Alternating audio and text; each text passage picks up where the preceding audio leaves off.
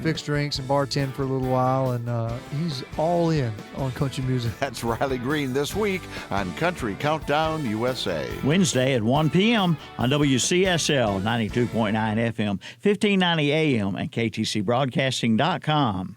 For over 60 years, Honda Motorcycles of Shelby has been serving this area, and they continue to do so today. Right now, you'll find a good inventory of dirt bikes, plus 150 and up to 450 models of on- and off-road bikes. See the new 2024 Honda Rebel, along with 4x4 ATVs and side-by-sides, including the Pioneer and the Talon, plus Gold Wings and Trikes. And don't forget about their parts and service department. That's Honda Motorcycles of Shelby, 4402 East Dixon Boulevard in Shelby. Online at HondaMotorcyclesofShelby.com. The Start Something New sales event is underway at Marburger Chrysler Dodge Jeep Ram in Shelby. Just announced. Lease a 2024 new Dodge Hornet RT for $278 per month for 24 months. $39.99 total due at lease signing. No security deposit required. Lease payment term is factored in. A $6,500 EV incentive provided by lender. Come on in for all the details. All during the Start Something New sales event at Marburger Chrysler Dodge Jeep Ram, 1310 East Dixon Boulevard in Shelby.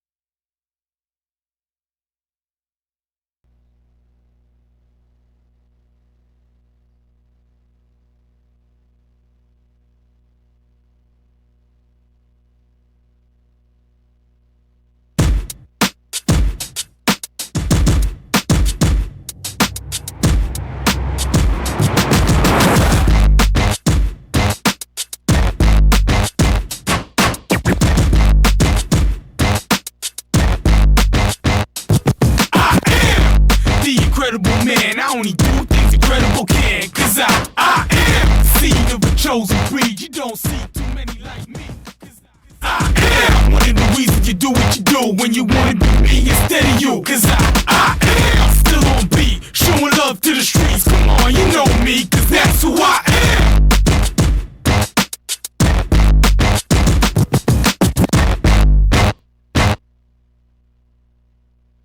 And good morning, and welcome to another Saturday Morning Sports Up with Kevin, Chip, Tom, Terry, and JP. As always, making these guys sound good, and as always, bringing breakfast for these guys every Saturday morning.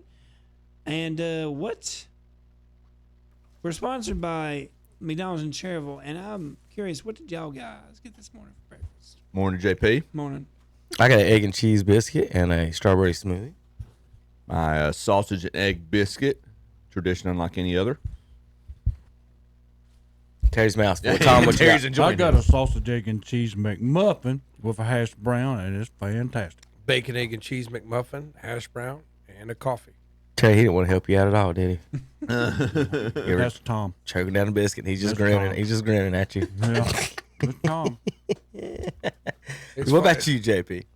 I got an egg and cheese biscuit with a round egg. What, Tom?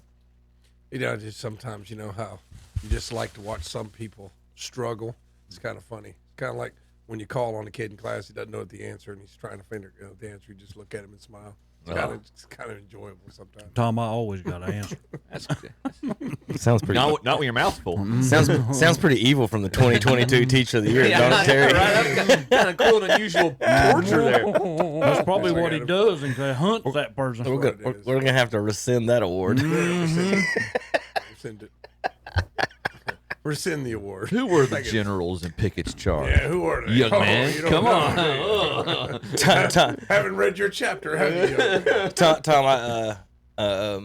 ref called a technical on me one time for not saying nothing. Yeah. And the director called me about it, and I said, "We're going to rescind this one, right?" He goes, "What does rescind mean?" Oh God. So I had to send him a link about the NBA rescinding technicals when the refs step over the bounds, and he actually took that one away, but he didn't take the other one away. And I thought both of them should have been taken away, but he actually did take one away because I didn't even say anything. But yeah, didn't know what that meant, so I had to send the email to the guy above me as usual. I had to, explain the rules to the person. Tom, it's fun explaining the rules to the umpires on the field.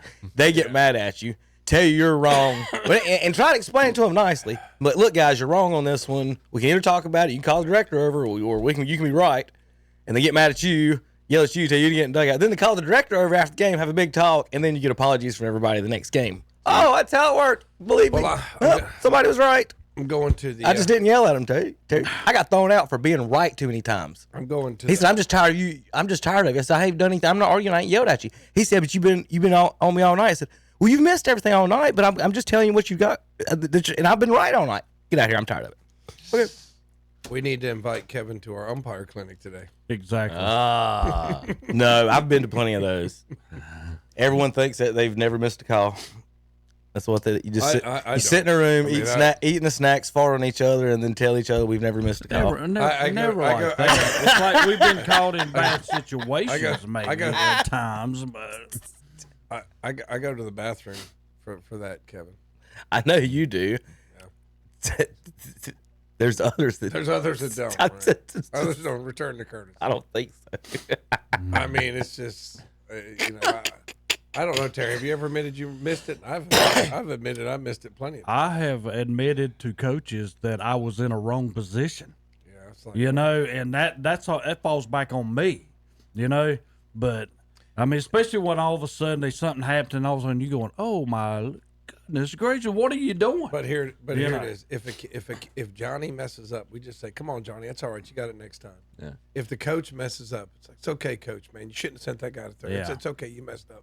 Umpire misses a strike. Oh my God, he's terrible. Yeah, he's the worst thing in the world. The worst thing in the world. Let me call him all kind of names. I think from the top. I think from the top down, like in sports, that it's never going to change until the pros. In college. The way they the example they Did you see Dan Hurley the other night? Yes. So like, good job. He basically told the guy he was above the game. He said I'm the best. I'm the best. Don't turn your back on me. I'm the best coach in the game. Yeah. He literally they picked the mic. The mic picked him up saying that. Yeah. So if you think Dan Hurley said that, what do you think Coach K has said to some of those referees before? And what else do you think Dan Hurley? He even come out there saying, "Quit putting the camera on me. Show the other coaches." I don't necessarily disagree with that though. I'm sure he is extremely animated. But you put yourself in that spot. But I'm sure there's also other coaches that are just to Tom's point, just as many other coaches that do that to the officials. Well, one thing and Tom, you mentioned it too. I've watched it at Gardner Webb events, and obviously at a smaller level, but our coaches. Visiting coaches, our Gardner Webb's coaches, talking to him like, "You missed this XYZ. What were you on?" And a lot of times they just diffuse it like, "Okay, I missed that one."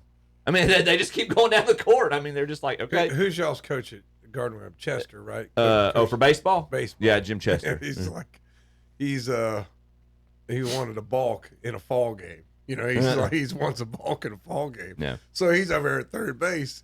He's like, hey, you gonna call that? You gonna call that? I know we're just getting better. You're supposed to be getting better too. So I looked at Coach Chester and I said, "I'm gonna try to get it next time, Coach." And it was like, it's over. You know what I mean? If you just don't, like, you gotta let him yell at you a little bit, as long as it's not bad. You can't let him over there dog cussing you or anything. But sometimes he just wants to let his guys know. It's like, well, I'm watching the umpire and all that. And if you do it like that, and then you stop. The problem with some of them is, once you acknowledge, like, okay, Coach, I hear you. I'm going to watch it. Yeah. You should have watched it the first time. Right. Like, and that's when they, like, they keep going and keep going. I don't know if you two don't know it. I don't know if you do, but there are some coaches that walk on that field hating the umpire before he's even. They do. Absolutely. I'm gonna tell, and I will put it to you like this. It's like 9 and 10s. We're going to teach the pitcher if you balk. You know what I'm saying? But we got coaches over there going, "That's a balk. What, are y'all going to call it?" And I'm like, "No, man. We're this teaching isn't the All-Star 9 right. and 10 and All-Stars what will call they it. just did. Well, I was watching the basketball game last night, and there's 25 people, fans in the stands, and What basketball game, Kevin? A youth game. A youth game. And one of the players got the ball, and one of the mamas in the stands yelled, "He can't dribble, go get him." Oh, yeah. Like that's what you wanted to yell or needed to yell? he can't dribble. Like of the kids on the court at that age, 2 of them can. And there's 18 kids sitting over there. So like, come on now. That one made me like, come on now, lady. You've got to have something better. But people do that. And they do. Like that little boy can't dribble is what she's yelling at that little kid. Like if he would have been talking about my son, I wanted to sit there and talk to him. Like, all right, he might be able to. I tell you what, here's a basketball. I'll take a basketball. Now let's see which one of us can dribble better. Right. Yeah. Like not everybody can dribble. I could go out there and out dribble everyone in that gym. And my son can't. Yeah. Just because I can doesn't mean he can. Right. And to be able to teach somebody that stuff, I can go out there and show him all day how to dribble, and it just doesn't get to him. And then some kids they can only go left. They can't go right. And you're like, force him right. Well, there's 5-year-olds that can dribble or 6-year-olds that dribble. My son's 12 and can't do it that way. And half the team of the 12-year-olds can't. And I'm just like, come on now. So that one, maybe. But as far as the coaches talking on the field, Terry, I was doing a game, and I'm not, I got to tell you, the people that down here at Tryon that always cause trouble at wherever I've ever been. The assistant coach walks on the field for the game. I hate these umpires. I'm getting thrown out here today. He walked by me. He wasn't talking to me, but I heard him say that. Yeah. Well, Terry, something come up in the game, and they tried to pinch run for someone who wasn't the pitcher, and they were up 20 runs on us. And so I called time, and it clearly said in the sheet of paper that I got before the tournament that we will not run for anyone that's not the pitcher or whatever. So whatever it was. So I called time, and went and asked the umpire about it, and he tried to, him, and then the other coach comes in, he comes to fussing about it, and I'm finally like, look guys, y'all gave me a piece of paper for this. You walk right up there to that press box, pull that piece of paper out and write it up. He can't run right now. Y'all can pitch all the hissy fit you want. And you know who got thrown out? The guy up 20 runs who said he was going to get thrown out for the game, pitched the biggest hissy fit in the history of the world. Yeah. And he's just like, you're up 3 touchdowns and you're trying to pinch run. Oh yeah. For a kid. Yeah. Come on, stay out there and take your out. The only forced out I've got 3 outs this game, Terry. And we're out here trying, so I don't get to force out at second because the slow kids at first. So you know what? So that's what I'm talking about when I'm saying these guys walk out there hating an umpire, and then God forbid they're the ones paying the umpire. Then you ain't getting the calls on that end down there too. So speaking of that, I want to talk about Tim Donahue. Did y'all see him this week on 60 Minutes? No, missed it. No, I did not. I missed it. Well, boys, for those that don't believe in the conspiracy theories and everything else, Tim Donahue. I do believe Allen Iverson knew this, and I believe all the players know this, that certain referees treat them much better than others. Donahue told us that 2 years ago, Iverson had incurred the wrath of the refs. He had threatened one of our officials, and the NBA fined him $25,000, and we felt as a group that he should have been suspended, and because he wasn't, we felt like we would teach him a lesson. During that time, you worked an Iverson game January 6, 2007, so you bet against Iverson's team. Correct. Because you knew that all the refs were gunning for him. This was openly discussed. Openly discussed. And I knew that the other 2 referees and I sought out to do a little justice of our own. The refs quickly called curious fouls on Iverson, including rarely called fouls for palming. And Iverson still upset about that palming call. They threw his game off, and his team lost. According to the game's announcers, even late in the game, you kept hurting Iverson's team by letting defenders bludgeon him without calling any fouls. Watch. Tim Donahue will not call a foul when Iverson goes to basket. About 3 in a row where he got to the basket, got fouled, we thought, no call. What are we looking at? We're looking at a foul that was let go. Where? Obviously, in the pregame meetings, oh, he bumped him, yeah. We came to the conclusion that we were not going to give Allen Iverson any marginal plays to the basket.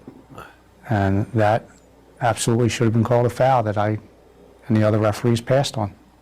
Did anyone in the NBA know about it? There was a group supervisor at the game that came in at halftime who was laughing and stated that he felt that Iverson had gotten the message. So the supervisor approved of your punishing Iverson? Yes. The NBA would not let that supervisor or any of its refs talk to us. In that game, Donaghy did make calls that helped him win his bet, but he insists that wasn't the point. He says all he wanted to do was punish Iverson. But yes, he did win his bet. Special Agent Philip Scala, who retired from the FBI last year, told us Donaghy would bet on a game when he knew who the refs were and that they felt strongly about certain players. Now, if you remember anything about Iverson, when he did go to the basket, there was the Jordan rules on him. I was about to say that's like one of the lighter contacts I saw. I was that getting play. ready to say that was ticky-tacky. Yes, thank you. I mean, yes, they made contact. It was definitely a bump, but in your call, they bump all the time. He said it was marginal. Yeah, But let me ask you that: Does Jordan get that call? No. Chip. That's not. I mean, there's contact every time anybody goes to the basket. There's an NBA ref admitting that it's a foul, and you're going to sit here and argue with him because you know better. Well, you're just asking. Which level of basketball did you play, Chip? You're just asking my opinion. Which level did you umpire? What I'm saying though is like I don't. This is absolutely 100% believable because if you when he's shooting, you cannot make contact with the shooter. Yeah, he's block. It's a block. While he's going up for the shot, he bumped his arm. It's a blocking foul, Chip. It's blocking. It's not major though. Like in a high school game, a lot of those get let go. In college, they do. I watched that. In that college, all night it's Wednesday never night. called. I watched it all night Wednesday night. It's never going to be called in college. In high school, they let a lot of that go. And the pros, that's why pros games about unwatchable because they do call a lot of those, and it's start stop. But to me, it's like whether you want to admit it or not, there are some officials like that. There are some officials that say, "Hey, this guy's a blah blah blah. Go stick it to him today." Yeah, I mean it happens, and I don't. What he said, Kevin, that doesn't surprise me one bit. That once it's just the disrespect. It's like anything else, man. Once you have blatant, repeated disrespect. Somebody's got power over you, they're gonna get you. Yeah. I mean, and that's what happened there. Now, does that make it right? No, it's kind absolutely not. It doesn't make it right because that's the way I do. I mean, seriously, as an official. How about the greatest ejection in NBA history by my favorite player in NBA history, Rasheed Wallace. Timeout, LA. Whack! Get out! Get away from me, Steve. Get away from me, Steve. He didn't say a word. Technical foul, Wallace. He's gone. No, not right. I asked him 3 times to stop staring at me to try to intimidate me. I'm done. He's gone. I asked him. I told him. I have already told Mike twice before to have him stop staring to try to intimidate me. He did it again. He's gone. Oh my God! That's Rasheed Wallace getting thrown out for looking at the referee, yes. And Steve Smith arguing about it with him. What I'm saying, if I don't get along with a coach, I just say don't send me there. I don't work their games. Yeah. I mean, it's just because that's natural human. This guy's got me, so I'm going to get him, and that's the way we all think. So it's like no, there's in every league I've worked, there's just one team or one coach. I don't get along. Don't send me there. I don't need the money that bad. Yeah. And that way you kind of avoid that. Because that one, that wasn't just that game. That's like a 10-game thing. You know what I mean? Yep. That's built up for I'm looking for any excuse to snap. So I just like keep myself out of that situation. If I don't get along with people, I just like, nah, there's another game. I'll just sit home. Yeah. I'll wash my car and not work the game. Yeah. I'm not getting into that. Yeah. The whole thing is just, and I guess what stands out to me too, like you said, it's human nature, and you're going to have officials like that. The interview that Kevin showed us, is how rampant and how systematic it was at the highest level. That's what's concerning about it to me. I don't care if it's at the highest. Human beings are human beings. You repeatedly disrespect somebody, they're going to get you, and that's why you have to. Like even as a supervisor, you have to understand. Okay, Tom doesn't get along with Kevin, so we're not. Tom's so you think you know Wicks? Tom's not working Kevin's game. I mean, that's just what you got to do. And But the fact that like him talking about them collaborating on it, that's the part that's bothersome. But see, but in that case, it's a little harder because Iverson had pissed so many of them off that it was probably hard to find a crew that wanted to work his game. But I mean, that's just what you got to do, man. If Johnny don't get along with Tommy, then Johnny can't umpire his game. I mean, that's just.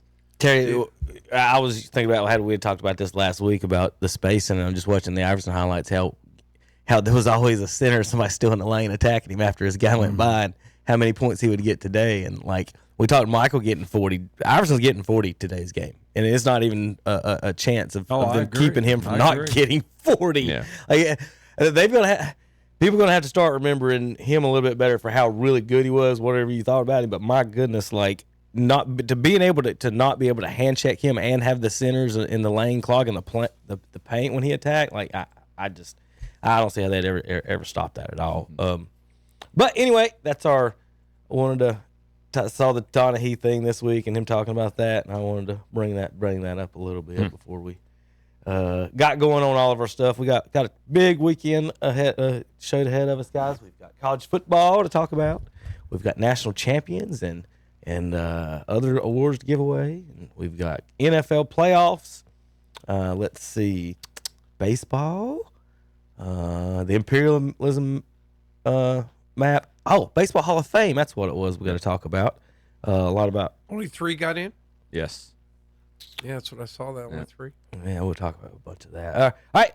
Let's see. I don't think I can play that one over there. I have to play it on the break. See if we can. But I'm going to leave you guys here on the break. Before we go to break, it snowed in the South, if you didn't know. Snowed in New Orleans. In the deep South. We have highlights of what you do in New Orleans when it snows, Terry. That's pretty cool. We need one. We need these in the Cat Square Parade. We're going airboating, boys. That's better than horse and buggy. Lake Pontchartrain never saw it coming. All right, we'll be back in a minute. JP, KDCBroadcasting.com. Since 1934, that's right, 1934, Watson Insurance Agency has been providing the people of our area the best possible combination of insurance, risk management techniques, and personalized service in the most efficient manner possible. And today, the tradition continues. Watson Insurance is one of the largest independently owned brokers in the Southeast, represented over 30 of the largest and financially sound insurance carriers today. Before you buy, get a quote with offices in Gastonia, Lincoln, and Belmont and Lake Wylie. Find out more at watsoninsurance.com. First Federal Savings Bank. They've been serving Lincoln County and the surrounding counties since 1940. If you're looking to build your dream home, purchase a new home, or buy land, they have the products and services for you. At First Federal Savings Bank, they want to get to know you by name and build a relationship for generations to come. Give them a call at 704-735-0416 or visit the website at ffsb-nc.com. Member FDIC and equal housing lender.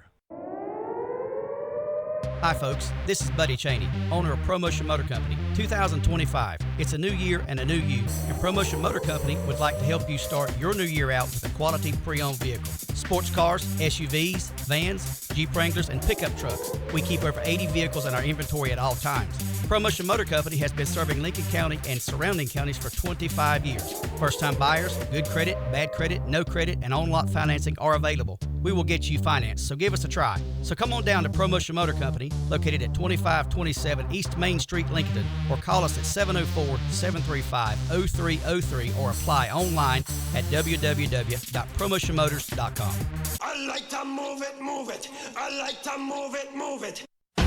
The NASCAR Cup Series. Eyes on Joey Aycock on top of the flag stand. Green flag goes in the air. Returns to its roots. Oh, there's a big bunt. Chastain shoves Michael McDowell backwards and into the outside wall. At Bowman Gray Stadium. Trying to pull away from Kyle Busch, and it looks good as Busch wiggles off of turn 2. Hamlin's got the lead off turn 4. It's the Cookout Clash at Bowman Gray. Sunday, February 2nd at 5:30 on Carolina Country WCSL. 92.9 FM, 1590 AM, and online at ktcbroadcasting.com.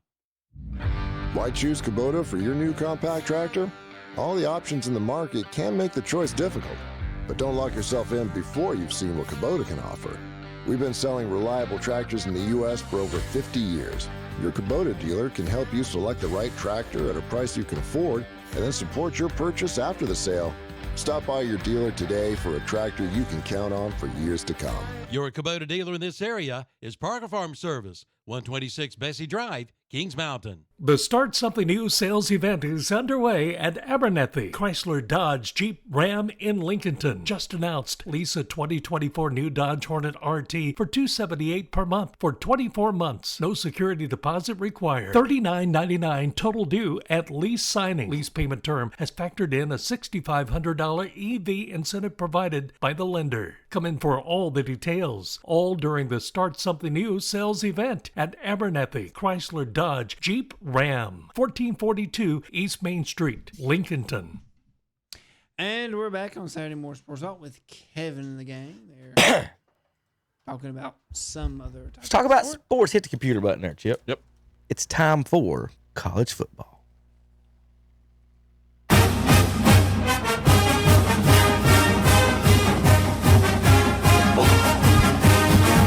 Gotta play the fight song for the national champion, Oregon Ducks.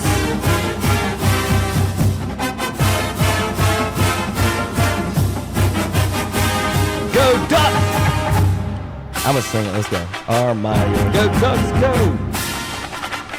Fight Ducks, fight. Go fight, win Ducks, win. Tom, you know the words of this one? You know the words of this one? Terry, you know the words of this one? Are you an Oregon Duck fan? Well, if you didn't know, the Oregon Ducks have been named 2025 co-national champions. They get to officially have been recognized as a national champion. Welcome to college football. There are different ways to be recognized as national champions, and folks out there, I'm here to tell you that according to the WOLF, WOLF ratings, the 2024-25 college football season is out, and Oregon is the top-ranked team. Even though they lost quarterfinals to the Ducks, they're the only team with one loss on the season, and they beat Ohio State already. And they will be recognized by Peter Wolf's mathematical rankings designed amongst the national champion major selections by the NCAA, and it is recorded in the official NCAA record books as national champions. Dun, dun, dun! You guys look speechless. And yeah. I'm just looking at Tom. It's on his. He can talk now. I'm just waiting for this to be over. I'm just showing you. Here we go. Oregon national champion, right here. Here's your final Wolf ratings. Ohio State number 2, Notre Dame 3, Penn State 4, Georgia 5, and Texas 6. BYU got 9. Boise State moved up to 8. No, Alabama didn't make the top 15 according to these ratings, but there you go, guys. Your final ratings and your national champion. Your reason number 782 why the NCAA is irrelevant. Golly. Oh, gosh. Well, I'm just going to go with the national champion that won the tournament, and that would be Ohio State. Yeah. And then, you know what? You know what's so funny? You don't even get a chance to enjoy it because, oh, yeah, this is the golf cart rig. Go ahead, Kevin. Terry, did you see these guys? Yeah. I got a lot of comments. I'm going to keep to myself. Ryan J., you deserve it, brother. Thank you. But hold on. I want to back this up. There are at least 4 other people that are more qualified to drive this golf cart sitting on that golf cart than the person driving the golf cart. Thank you. Thank you. Boom! It's okay. It's okay. Austin Powers. Oh, it's so cute. I just wrecked the golf cart. Everybody laugh. I'm so sorry. With about, what, $40 million sitting in the car with them of ACLs?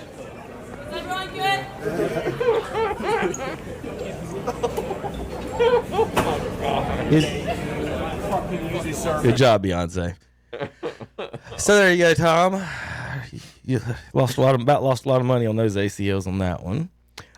Terry, did you know now that we had this talk last week? You can now buy your own helmet stickers to put on your hats for Ohio State. Oh, man. We know what Tom's getting for Christmas next year. Some stickers. Ohio State hat pins. LeBron's got his on there. How'd he get those, Tom? Every time he cries about a foul, he gets a as an alum. But what I was saying is, like, you don't even get a chance to enjoy it because the day after it's talking about who's going to transfer. All these guys are going to leave. This coach is going to. I mean, it's just like, man, it's the social media culture. It's not fun no more. It's not. It's not. It's I mean, not. it really. You don't even get a chance to enjoy your national championship because the next day Jeremiah Smith's going to transfer. Carnell Tate's going to transfer. Jim Knowles is going to quit and go to Oklahoma. I mean, it's like, guys, can y'all give it? But they don't. That's clickbait. They just love it. And I heard on another show, it's like I can't remember. It was like Ewers that was rumored was offered like $8.5 million to go. I can't remember where, somewhere. And the reporters that like called the coach, and the coach is like, "We did? I didn't know about that." So I mean, it's just people just make crap up because, like Kevin says, there's no regulation in reporting. Just any idiot can make up any story and put it out there. Yeah. So like, I don't even like. It's like if it. And some of them will be. The sad thing is, some of them will be true, right? And some of them will be complete BS. So you don't even know which ones are true and which ones are not. You've heard me say this before that I heard a radio broadcaster that has in Charlotte talking about with internet and social media and all that. It is made the ability to attain information easier than any point in history, but it's also made the ability to attain false information easier or to generate false exactly. Yeah, I mean, back in the day, I mean, your false information only went like maybe down the bar. Now it goes to the whole world. So I mean, it's just it's like I enjoy the win. It was I'll tell you what, I give Notre Dame some credit. Yep. And I was ready to put my Notre Shame post on there when they got beat by 40. But I'm gonna tell you what, there's no quitting that team. I give Notre Dame a lot of credit because a lot of teams got down 31-7. They're just gonna lay down, and this is embarrassing. You saw my text in the third quarter. Yeah, I mean that's why I don't say anything really. I just watch the game. Because it's so weird what happens in some of these games. So one team can get up and then start messing around. Ohio State running quarterback power 3 plays in a row, stupid stuff like that. Yeah. So I hands down they were the better team. But Notre Dame, a lot of fight in that team. I became that much bigger a fan of Marcus Freeman. Yeah, Marcus Freeman does a great. Let me squeeze this in real quick so I change the graphic. Number of NCAA top 5 wins in the last 19 years. Notre Dame had 4 in 19 years. Ohio State's had 5 since November. So there's you some. And I don't like that how they do that because Appalachian gets credit for like beating the number 2 team in the nation. At the end of the year, they were like 24th or something. So we didn't beat the number 2 team in the nation. We beat the 24th best team in the nation. So I don't like the when they were number 1 thing, but that's that one. So Terry, do you have something to say? Well, I'm listening to Tom. That's about the dumbest thing I've ever heard him come in here and say. Oh, I just sit there and watch the game. I do. No, he didn't. He sat over and he goes, up yours, Terry. Boom, here, Terry. Boom, yeah, Terry. Take this, Terry. Yeah, I don't see no Texas coming, Terry. What are you doing over there, Terry? Terry, how many times? Tell the truth, Tom. How many times I texted you during the game? Tell it, Terry. Come on. Terry, tell the truth. How many texts did you get during the game? What? That's on account of. I don't have to text when you're beating on the It's death. a simple question that's answered with a number. It does not have to be it's like answered that. with a number. Tell the truth, How Tom. many texts did you get? You tell the truth. Terry, I don't get mad at you because you're delusional. You're deranged. You're insane. You set up You there, don't- I guarantee you you. I don't- don't have to say nothing. They're beating them to death. They're beating them to death. You don't walk by the mental hospital and argue with people laughing at the rain. That's you, Terry. That's so what I mean, you were it's just saying. like, Look I at it, don't- trying I to mean, be it's just- calm about I mean, this. it's just no, little baby. it's just like you try to redneck Jedi mind trick All me, I man. did It's was like, sit there and it watch the doesn't little work. game. It's like if Yoda was No, a that's Lincoln, not what you a did. Lincoln hillbilly. That's what you are, but you're not. It just doesn't No, work. you didn't. It just doesn't work. No, There you go. Look at her, Terry. 31 to 8. You'll be pounding y'all. It was 31-7, and no, I wouldn't do that. I mean, I just See, he ain't gonna forget a score. See, that's what I'm talking about. I know what the score was because I watched the game. And then all of a sudden, it all got really tightened up when he got 31 to 23. He was like, "Oh no!" I told my daughter because we watched the game from 10 years ago. And I told her, I said, honey, this thing's going to tighten up. I'm going to tell you, this thing's going to tighten up. That's a dumb answer, Ohio too. State gets ahead. I said, this thing's going to tighten up. And it did. Because Notre Dame doesn't quit. I'm going to give that quarterback a credit. Even though he's a Duke boy, he's tough. That first drive, they beat the piss out of him. But see, it's like when Kevin says rationally, like you want to have a rational argument, that you don't want your quarterback taking that many hits. Yeah. And even Freeman admitted, well, he took too many hits on the first drive. And if you notice, his passing accuracy was you all can't. way I mean, off. you can't. My You God, can't. Tom. You can't. They let- need to put you on As the World Turns so everybody can see you every day. They need to That's put what you. they need to do. They need to put you. As the World in a- Turns with they- Tom. They need to Sent put the you in font. a therapist chair. That's where you need You to know go. what I mean, you need. I mean, you got some daddy issues or something. I don't know what it is. You must have had a big I brother cannot that believe picked that. on you Welcome or to something. the Tom and Terry corner. I mean, All it's I just done dumb. I was mean, sit it's there and just watch dumb. the game. I do. I'm not because I'm not an idiot. I can sit there and take in information. There's nothing you could have said. There wasn't no reason for you to text. You didn't have no reason. It was on the television, them getting pounded. How was your smoothie? Was it I delicious? didn't. I didn't. I'm Now I good. had no reason to text, even though he said you're over here texting. It's like, no, I'm not actually. You don't not have texting. to. I'm just not. You didn't that have mean. to. All Yeah. those stupid There you go, memes Terry. play like. There you're nothing, Terry. That's what I you're- just have one thing to say. Rudy still sucks. Rudy sucked in 1975, and he sucks today. So I'm just going to go ahead and tell you. Okay. But I give respect. I respect Notre Dame after that game, even though they don't play in the conference. They shouldn't have been in the playoff. But I still respect. Here them. we go again. So Sunday morning, I actually took my my second daughter down to Atlanta, surprised her with a trip, and so we stayed her first time staying in a hotel. Sunday morning, prior to the national championship, I'm at the Hampton Inn downtown Atlanta. I meant to text this to y'all, and I see this group of Irish fans sitting in the hotel wearing that shirt. What's it say? For those of you who can't.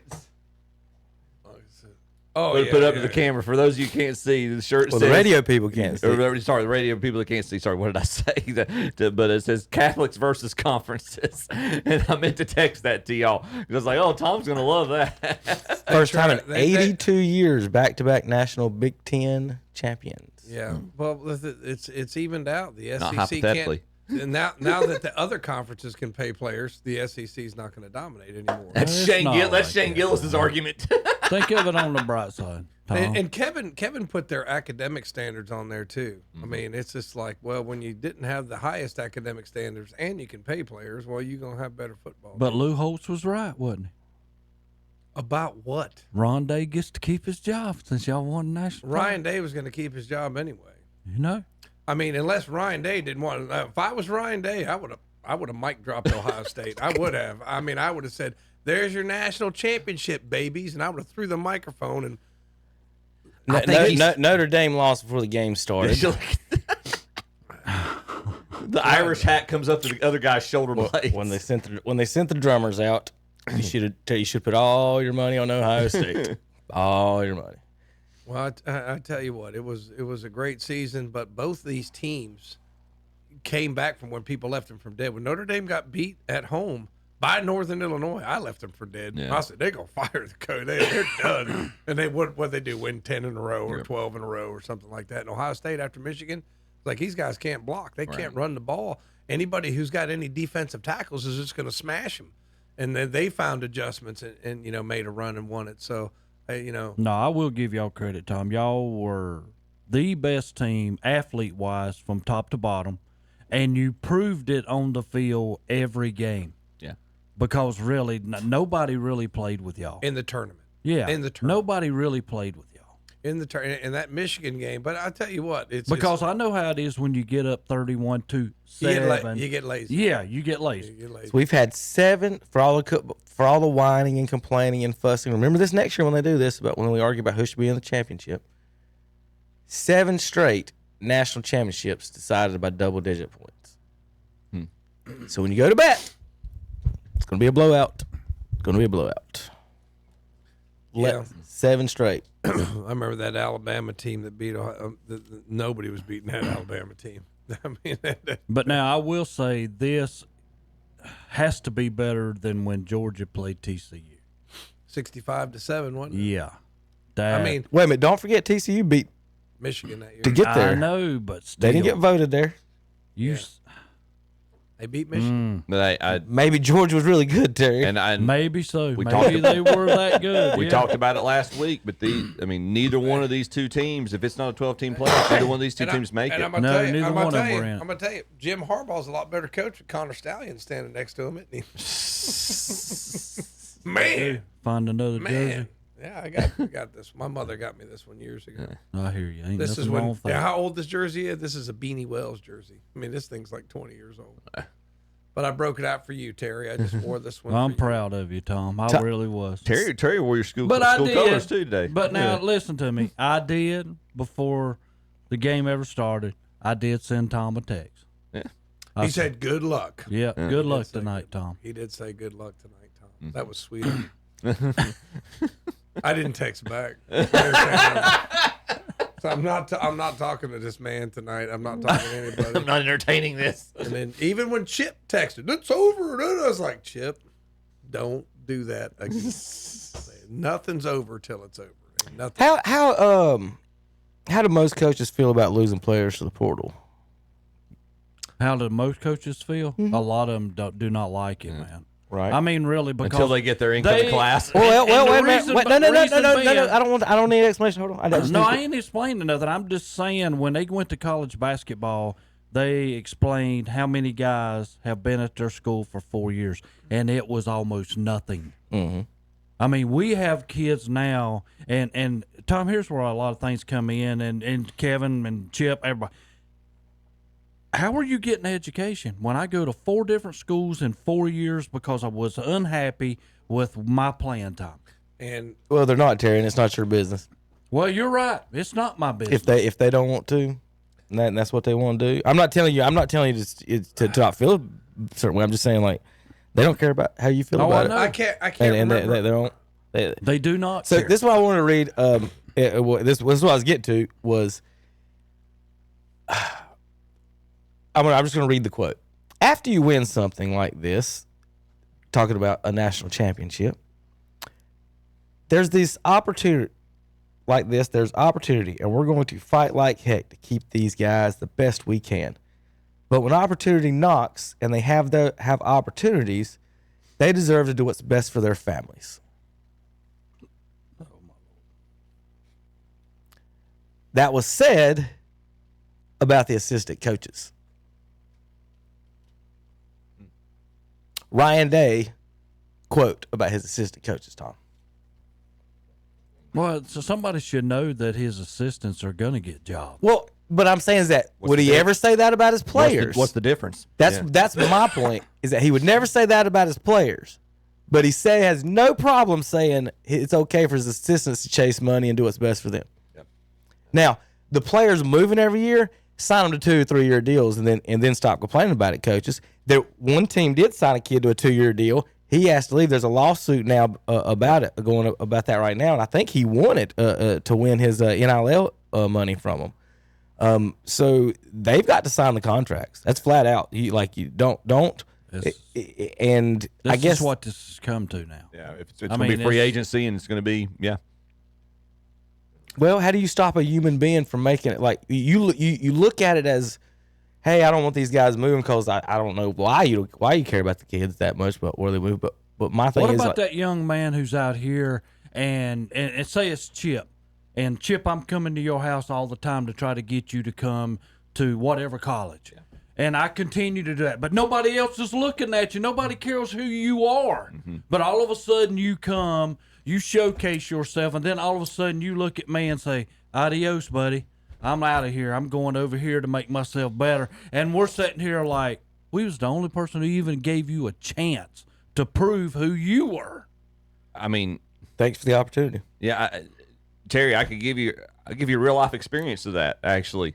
And why I think that's okay.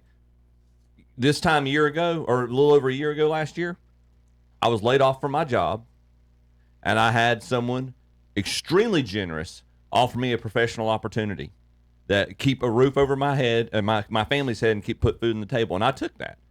And I worked there for less than a year. I was grateful for the time, grateful for the opportunity. I've had another opportunity come up, and I took it. Mm. And it was what was best for my family. And it's not college football. It's the real world. It's professional. I'm never going to fault somebody in our society for having the opportunity to better themselves. It's just we're not used to it being that way with college athletes. This is still a new realm and a new landscape.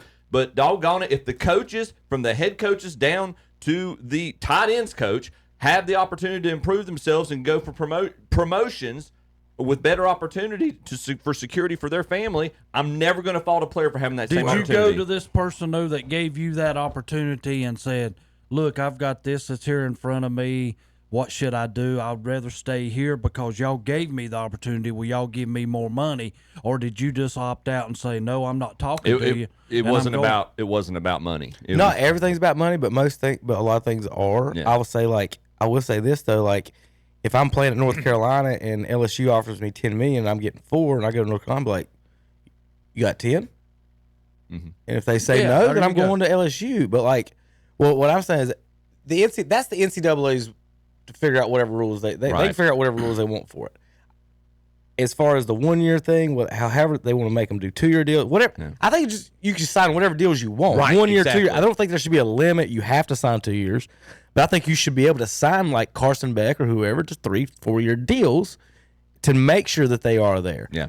But again, you can't make somebody stay somewhere where they're at. I don't know how you retire or quit, that type of a job, or get out of that type of contract. But the fact is that everybody, that if coaches and everyone else in the school, every person in that school that's an employee can leave and go do whatever job they want to any day they want to, other than the athletes. And so they've got to figure out whatever system is best, but you've got to let them get paid and quit whining about that. All right, real quick.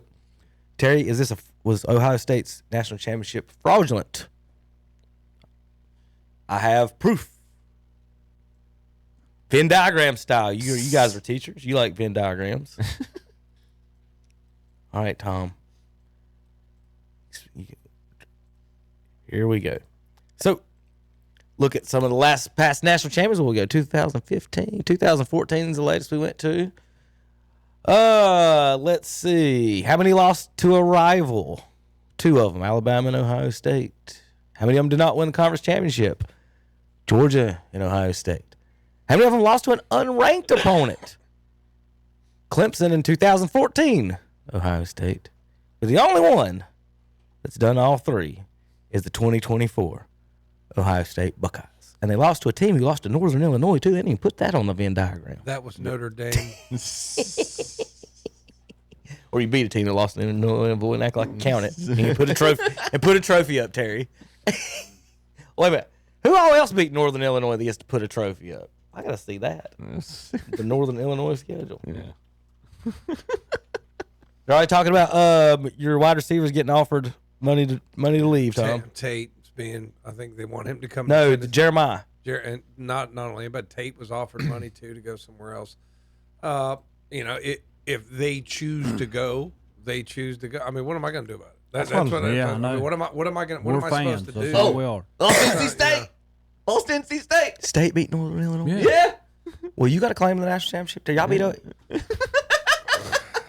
That's just so stupid. But anyway, yeah, I mean, they got Beck, but is Beck really that good? You think you're going to do better with Beck? I mean, No, he's not there to win. He's there to party with his girlfriends and make $4 million. I don't bet on them. The last thing I'd bet on is them. I mean, right? If I get an alert on my phone that says 5 people transferred, what am I supposed to do about it? I mean, I'm not a big donor. I can't call up the university and say, hey, I got $4 million. Here's a check. What am I going to do? Well, about Tom, you said you can't enjoy it. So how long do you get to enjoy it? Like, when I mean, literally, like the next day, Jim Dole's going to Oklahoma. I'm like, that's my Ohio State news.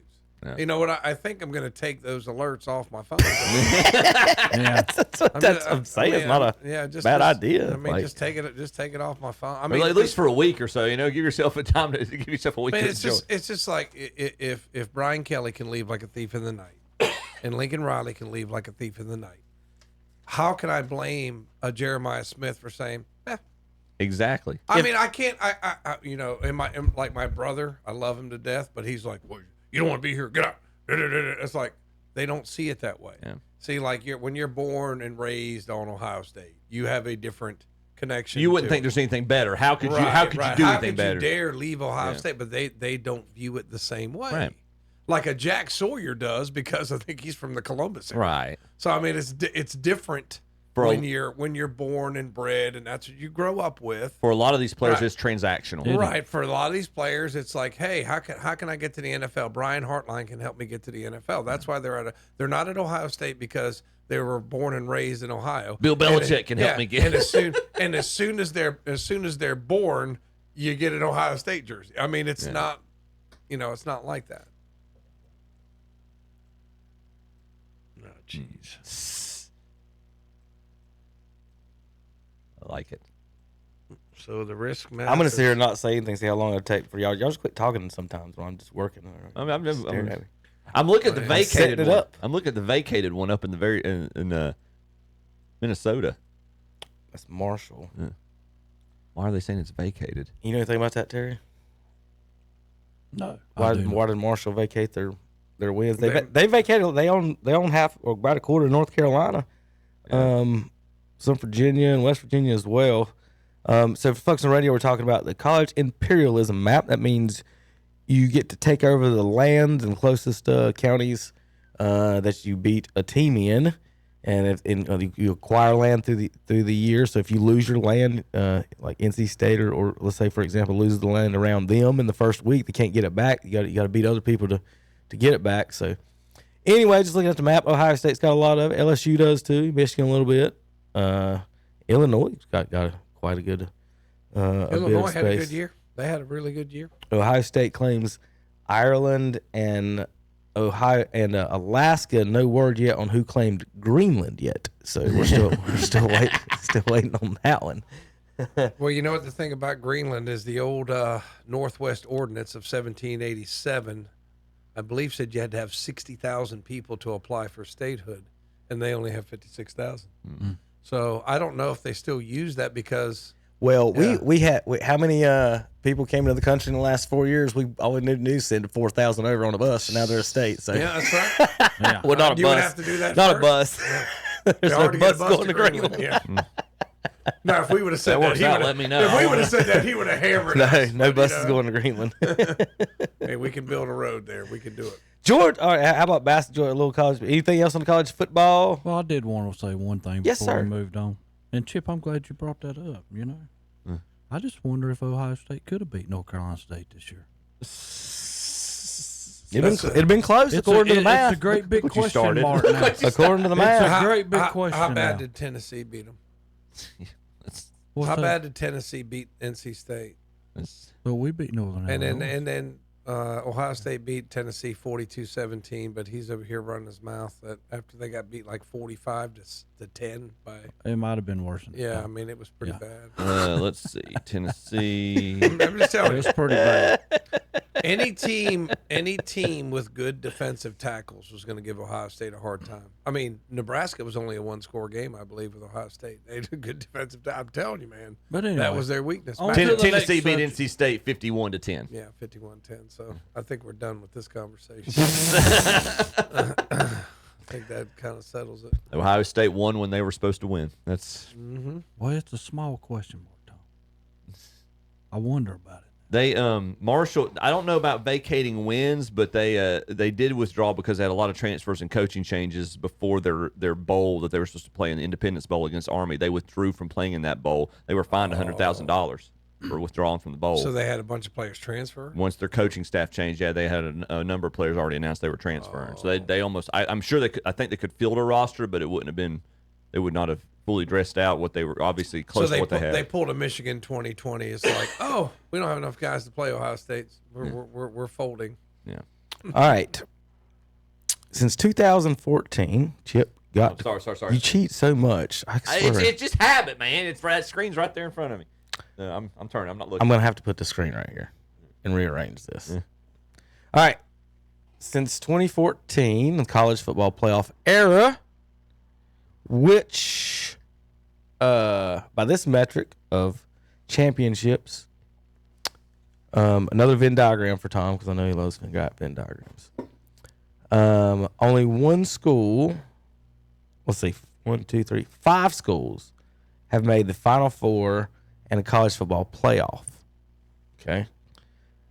Michigan, Oregon, Oklahoma, Alabama, and Michigan State. But only one of those 5 has also accomplished winning a club dodgeball national championship, and that is Michigan State. So they are the official kings of college athletics. The only school in the last 11 years to make a Final Four, a college football playoff, and win the club dodgeball national championship. That's cute. Terry, does that make you want to be a Michigan State fan? No, not really. What? Listen. Tough crowd. Terry, the Wolfpack made a Final Four. They're on there. Yeah, our picture's up there. Townsend and whoever GV is won the national dodgeball national I think championship. it's probably Grand Valley State. Is that what that is? There's only been 3 That would be my guess. national club ball national champions in 11 years. Michigan must be dominating that. Michigan State. So there you go, folks. If you want to be a super athlete, Michigan State's the play. They've only had 3 years of the national dodgeball championship. No, that might be true too. So I can't say deny or say yes. I think that's all my college football notes. I might have had one on basketball, but anything else, Tom? Well, I'm just congratulating my Buckeyes and enjoying wearing my shirt today and enjoying Terry's stupidity for the last 30 minutes because he sent all those stupid memes to me all week long. Tom. I did not see you. And never once admitted I was wrong, Tom. But that's okay. I didn't have to say that. I did say good luck to you, Tom. Yeah, but trust me, I've got plenty of Chip. You got them. It takes 10 positive statements to offset one negative. The only thing that I didn't get was a Rudy meme. I didn't get a Rudy meme. That's what I thought about actually sending one. I didn't get a Rudy meme. So real quick, college basketball: Georgia, Ole Miss, and South Carolina led for 119 minutes and 14 seconds out of 120 minutes. They went 0-3. This week? Yeah, the same night. Wow. 100. It was the same night. 119 and 14 seconds out of 120 minutes led, and all 3 they lost. Carolina's struggling. 10 seconds. All right, Tommy. Here's your bad gambling beat. Let's see what it was. Arkansas 1.5. Okay, Arkansas 1.5. It is 65 with 9 seconds to go. To go. Is Wagner going downhill? There he goes. Wagner off the mark. Thero rejected. And a foul called with 1.8 seconds remaining. Well, it's just what I called for. Of 7 this evening. Hogs in front. Favored by 1.5. Short on the second. He'll get it. Reese's on rebound. Win by 3. Arkansas finds a way. Didn't even need the basket. Tim Donahue is not around. We'll be back in a minute. KDCBroadcasting.com. Hi, I'm KJ Simpson. Here's Charlotte Hornets basketball on Carolina Country, WCSL 92.9 FM and 1590 AM, and online at ktcbroadcasting.com. Tax time is here, and since 1961, AgControl Business Services in Gastonia has been serving this area with the best in income tax service. And you're dealing with IRS enrolled agents with over 120 years of combined experience, and get same-day service, and most returns are processed right while you wait. Get electronic filing too, and while there, shop Nest and Canvas Custom Jewelry. AgControl Business Services, 428 West Main Avenue in Gastonia. Call 704-864-8767. Open Monday, Tuesday, Thursday, and Friday, 9 to 6. Call for Saturday hours. Closed on Sunday and Wednesday. The scripture says in Psalm 122, verse 1, I was glad when they said unto me, let us go into the house of the Lord. From the staff and congregation of the First Baptist Church in Cherryville, we'd like to take this opportunity to invite you to worship with us. Our Sunday school begins at 9:45 a.m., our worship service at 11, and our Wednesday evening service is at 6 p.m. Our Sunday worship services can also be heard live here on WCSL Sunday mornings at 11, and you can watch the live stream on Facebook. If you do not have a church home, we would love for you to come be with us at the First Baptist Church in Cherryville. Now is the best time ever to buy your new floor for your home or business at Floor in America in Kings Mountain or Carpet One Interiors in Gastonia. Now get 12 months financing and pay zero interest. That's right, pay no interest for a full year. From LVP flooring to carpet to vinyl to tile to hardwoods. They've got it all, and now 12 months interest-free financing. At Floor in America, 602 Slater Street in Kings Mountain, and Carpet One Interiors, 2757 East Ozark Avenue in Gastonia. Your perfect floor starts at Floor in America in Kings Mountain and Carpet One Interiors in Gastonia. No matter where you live, it's well worth the drive to the Western Steer in Newton. Their big buffet bar is absolutely the best around. Home cooking like you like it. It's real comfort food with down-home hospitality. The Western Steer in Newton, 334 Southwest Boulevard in Newton at the Highway 10 and 321 intersection. Open Wednesday through Sunday. Attention John Deere shoppers. James River Equipment's Blue Tag specials are going on now. Which means huge savings on compact and utility tractors, residential and commercial mowers, Gator utility vehicles, and more. Visit jamesriverequipment.com/Blue Tag for more. Get up to $2,500 off MSRP on John Deere riding mowers, up to $3,000 off MSRP on John Deere commercial mowers, and up to $10,000 off MSRP on John Deere utility tractors. James River Equipment Company, Highway 180 North, Shelby. And we're back on Saturday Morning Sports Talk with Kevin and the gang. They're about to talk about some more sports. Hall of Fame voting. And we have hurt Ichiro's feelings, y'all. Because there's nothing special about it. You don't get a special sticker, do you? Only one person's been voted 100% in the history of the game, and they voted as a relief pitcher, which is the biggest travesty in the history of the world. And then we're going to complain because one guy didn't put Ichiro on his ballot. Now, is he wrong? Yes. But just get over it, folks. I've seen grown men on all over these apps. Ichiro didn't get 100%.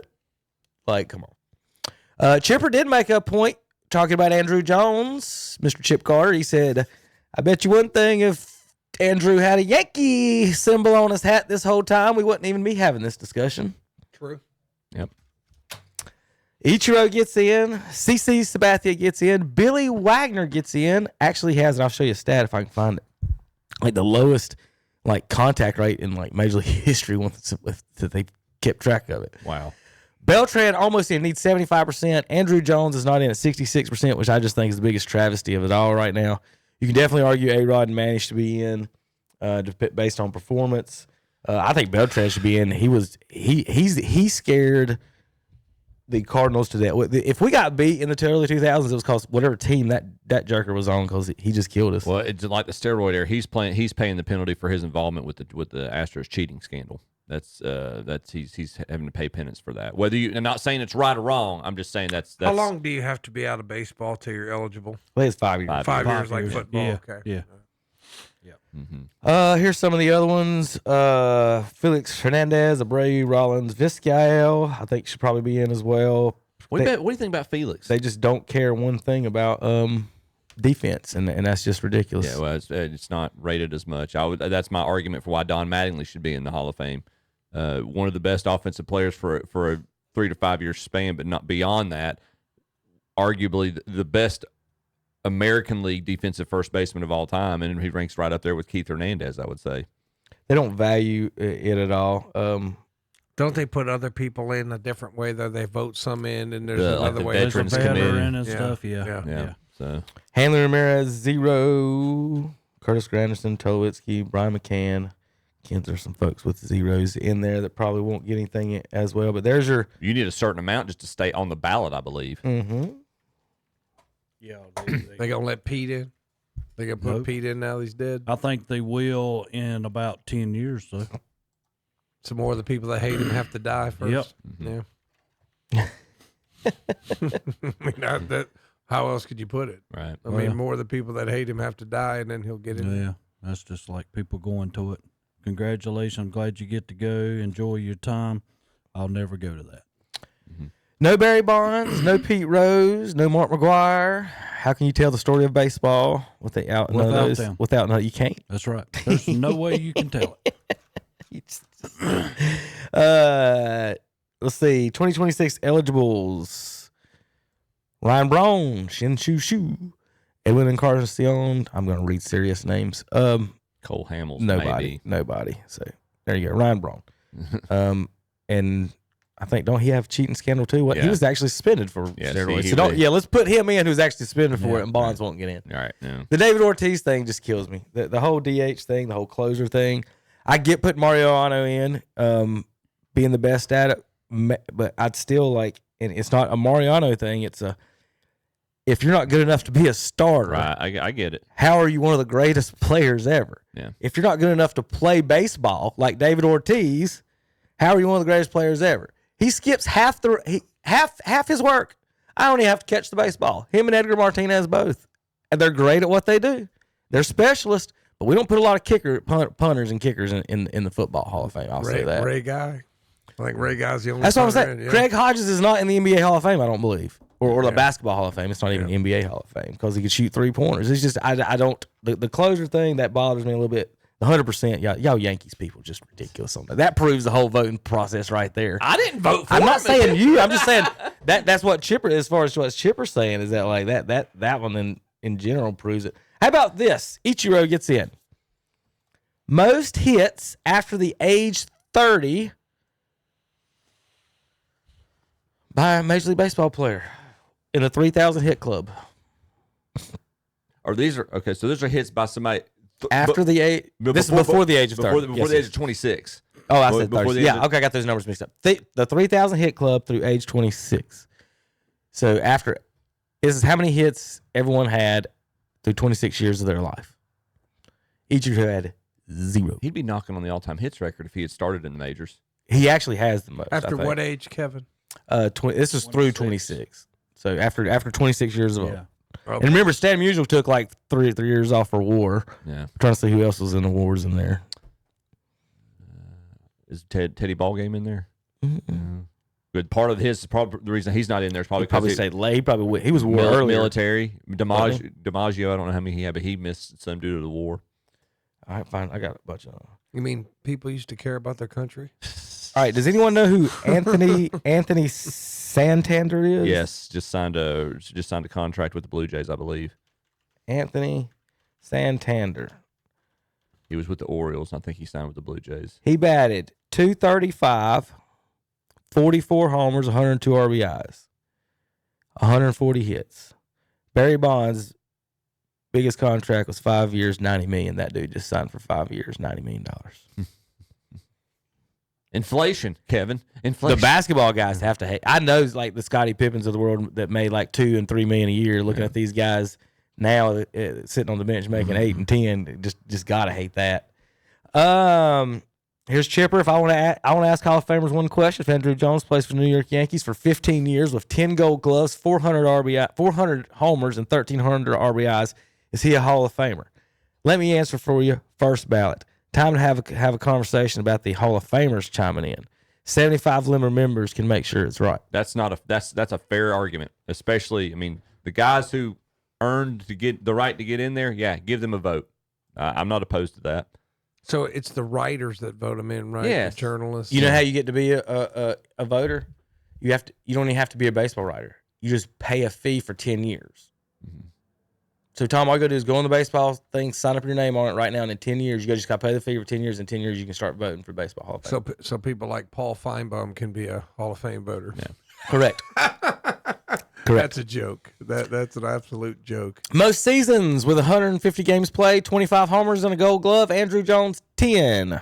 Next closest is Willie Mays at 7, and Mike Schmidt, Bonds, and Nolan Arenado, the Cardinals, at 6. Because who knows baseball players? Yeah. I mean, it's just like, it's just one of those things that if you're a baseball player, you know who a ball player is. Yep. So why are these geeky little guys sitting behind laptops deciding that Andrew Jones isn't in the Hall of Fame? It's just dumb.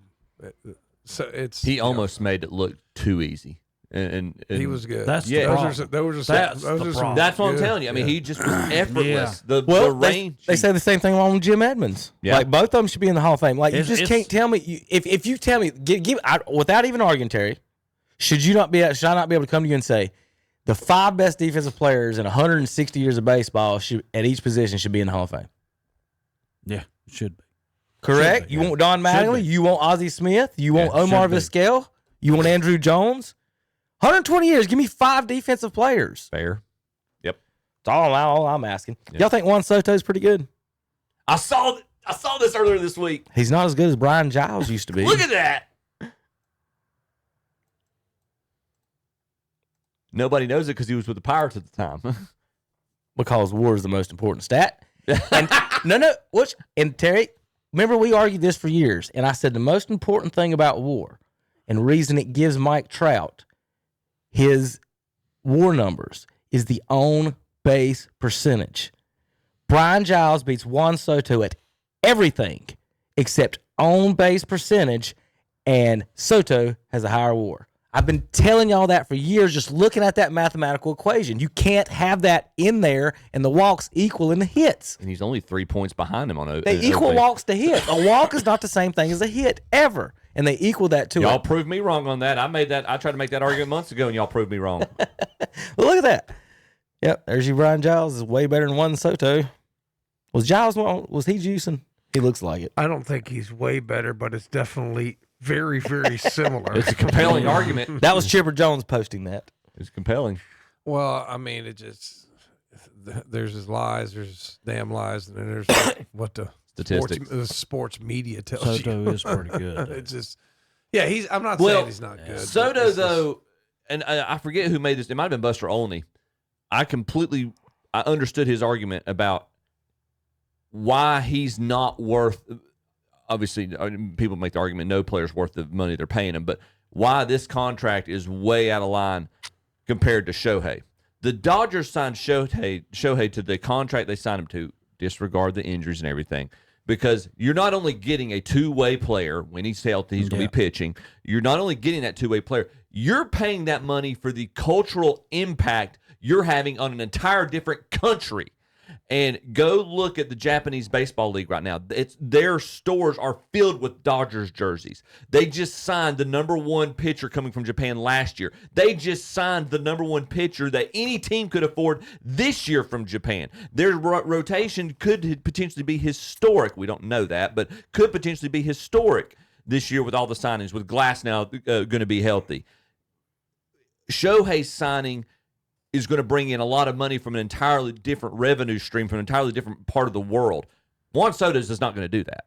It's not going to have that impact beyond what he does on the field. So I think there's a valid argument to be made that the Mets overpaid him. Yes, he's a fantastic baseball player. Yes, he's a phenomenal hitter. And yes, you hope he's a cornerstone of your lineup for many years to come. But after about 5, maybe 7 seasons, that bat speed's going to start slowing down. Listen, with no...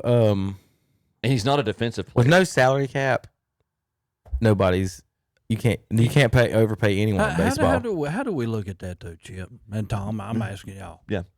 Okay, so say Soto decides to go over to Japan. People over here never hear about him.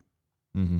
So what's the difference in him coming here and being that much more? Because Major League Baseball is the highest level. It's global. Major League Baseball is global. It is. But we're not going to hear about what Soto does over there. Yeah, that's what I'm. But that's it's my not going to be part of us. That's my point, because Major League Baseball is global, whereas the Japanese league and the South Korean leagues are national. Regional. That's the difference. They're national leagues as opposed to Major League Baseball, which is global. The NBA is global. Major MLB is something that Japan, even with their own leagues, Japan, North Korea, they care about it. Ichiro has the most in baseball history. Yeah, at 4,367 hits combined in Japan. He had 3,000 in Major League. Yeah, but we don't care what he did. It's close, like I said. All right, I know you don't, Terry, but hold on. All right, I mean, I don't. I got a bunch of stuff here. All right, home runs. Well, I want to stay in the Hall of Fame stuff first. Yeah, Chipper was also complaining. He posted a video of Eric Gregg and calling against the Marlins about how wide a strike zone was.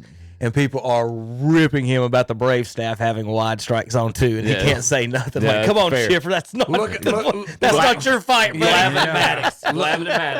Look at some of the calls that Maddox got.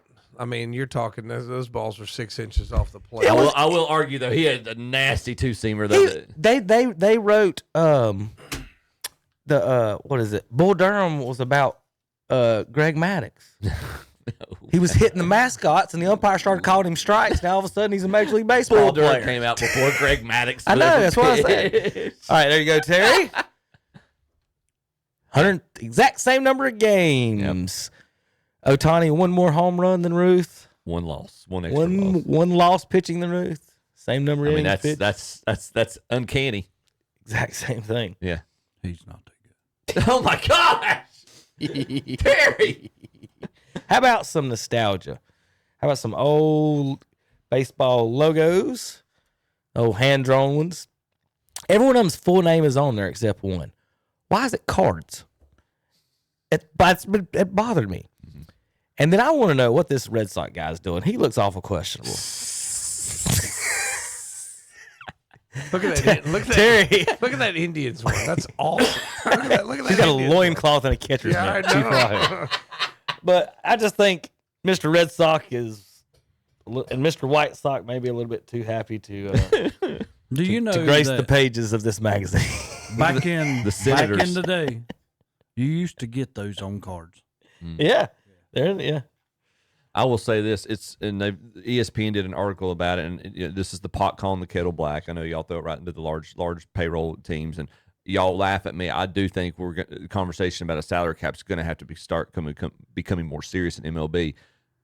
You've got two teams right now, that are making the Yankees. The Yankees aren't able to keep up with them spending wise. That's the irony of it. Oh, now it is salary cap because the Yankees can't keep up. I made that argument weeks ago before we ever got to this point. Great point. Yeah, I made that. Oh God. Okay, I hear you, Nick Saban. Stop it! I've argued that they should have a salary cap for years. Thing. I've argued for a salary cap for years. All right, who? Chip, without looking. Not looking. Thanks. Who is the all-time leader in games played in the Hall of Fame for the Marlins? Oh my gosh! Here's your choices: Piazza, Hoffman, Raines, Dawson, Pudge, and Ichiro. They had to play the games for the Marlins? Yeah, played for the Marlins. And the most games played for him was 432. Ichiro, Pudge, Dawson, Raines, Hoffman, Piazza. Raines, Dawson, Rodriguez, Hoffman, Piazza, Ichiro. Who's the most? Who's the all-time Marlins games played? Was it Pudge? Did Pudge Nope, play? he's second. I'd say Piazza. He's last. He only played 5 games. I was about to say he only played. They got rid of him. Probably Dawson. It was Ichiro. Oh. Ichiro is the official all-time. How many seasons did he play in the Marlins? 3. He played 432 games. I did not realize I thought he played like a season or 2 with them. All right, Chip, Mr. Yankee. Oh boy. Oh boy, you did indeed. Here's that Yankee voting. Yep. Kurt Schilling's not in the Hall of Fame, but C.C. Sabathia is. Schilling's being penalized for comments he made. He should be a Hall of Famer. Yep. Schilling is being penalized for being a Republican. Yes. Yeah. That's fair. We'll see if it changes now. They got a new president. Schilling might get some. Can we just? I think Trump needs to change the name of it. Like he's changing the name of everything else. Change it from If the Hall somebody tells him about it, he might talk about it. from the Hall of Fame to the Hall of Morals. He'll just try. He's like one of those people you just like give a subject Give to. a little nudge. He sees the elf. Oh, let's talk about these elves for a little bit. This is a fantastic Squirrels. Whatever that movie was. Up. All right. There's the Brian Giles. There's the Soto. All right, Tom. This is what I want to talk to you about, Mr. Historian. Mm-hmm. Think you can nail these? I'd never call myself a historian. History buff. I'm not. I would not call myself that. One who teaches history. Okay, there you go. I don't know. I have to review the tapes. You've said a lot over the years. He's an institution. He's an institution. I know. Last week. I know. What type of an institution? Y'all don't understand hyperbole. See, y'all have no concept of hyperbole. All right. Okay. The most home runs under each president. The most home runs under each president. We're going to start the very first president. How about this, Tom? Who's the very first president with baseball was under? With baseball? Mm-hmm. I don't know if you'd go back to Harrison, President Harrison. I'm going to tell you what. He says he's not a history That's buff, pretty impressive. but he nailed it. Which Harrison? Yeah, Benjamin Harrison. Harrison is the exact answer. Yeah. That's really good, Tom. That's pretty Now, impressive. Yeah, he was wedged in between now. the two Grover Cleveland presidents. Yeah, there you go.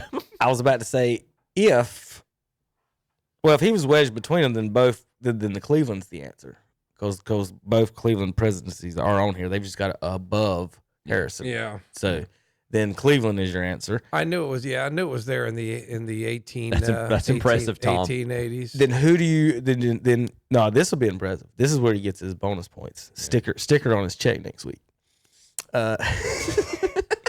Who has the all-time home runs for those presidents? Oh, I don't know. I have no idea. Whoever H. Stovey is and S. Thompson.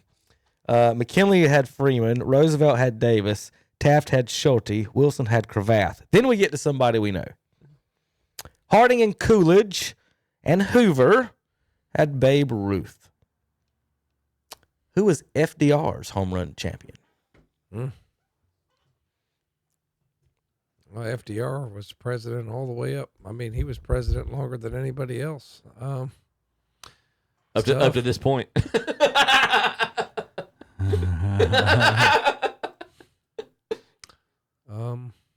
Jimmy Fox. Wouldn't have known that. Truman. You No, gonna I get that one either? Ralph Kiner. Yeah, never would have got that one. How about Eisenhower? Atlanta Brave. How about a nickname for that one? I mean, a hint. Atlanta Brave led the Eisenhower administration.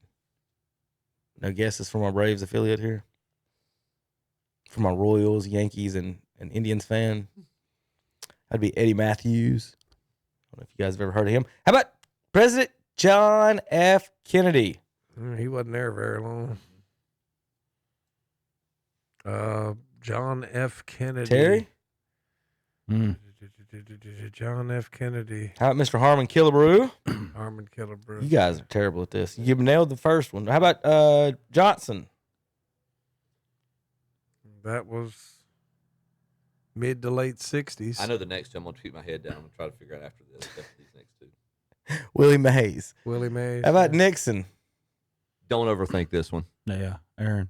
There you go. Heck, Aaron, yeah. The next three, Ford, Carter, and Reagan, are all the same guy.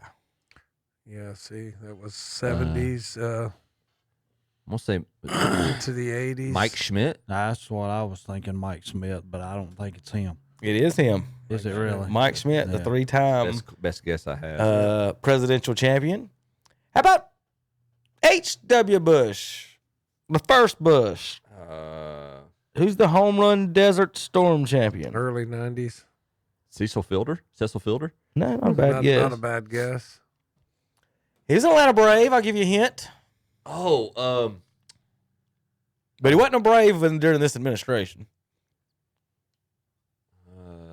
That's your other hint. I don't think he was a Brave during this administration. I'm pretty sure. I'm like 99%. It's not Greg Maddux. No, it's not. It's not Maddux. How about the crime dog? Oh, Fred yeah, McGriff. good. Oh, Yeah. Fred McGriff. How about Bill Clinton's home run champion? Bonds. Nope. Really? Bonds is not on the list. Oh, okay. I'll give you that hint to forget it so you don't have to think about the next few ones. Uh, Bill Clinton in the 90s. Sosa. No, Mark in the McGwire. 90s. Mark McGwire. Nope, that's a good guess.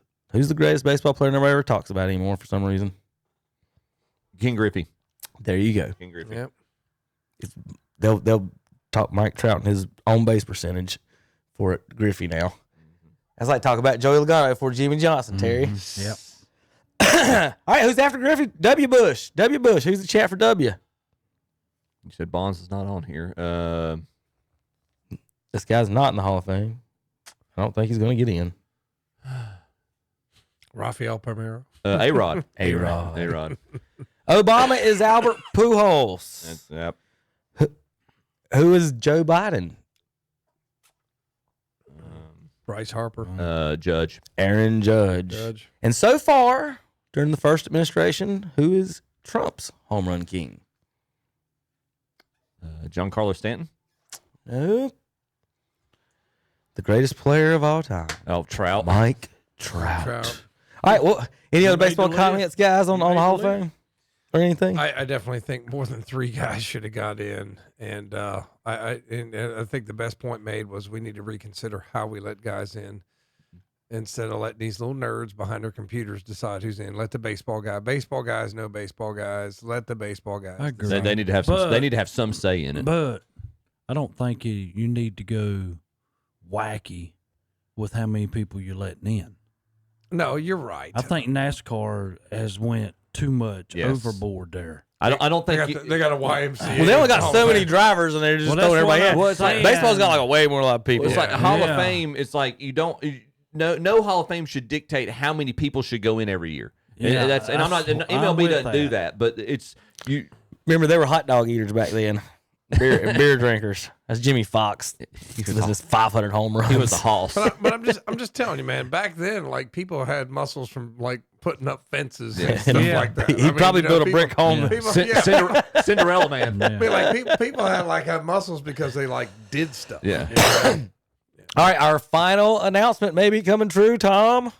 The week of executive orders. I know you love history and presidential things. How about this one? How about Chief Wahoo of the Redskins coming back? President Trump to make it happen. Just slide it in the stack, Tom. It might happen. Just slide it in there. It might happen. All right, we'll be back in a minute. KDCBroadcasting.com. For 5 years, Final Plunge Plumbing has won the prestigious Community Choice Award for Gaston County.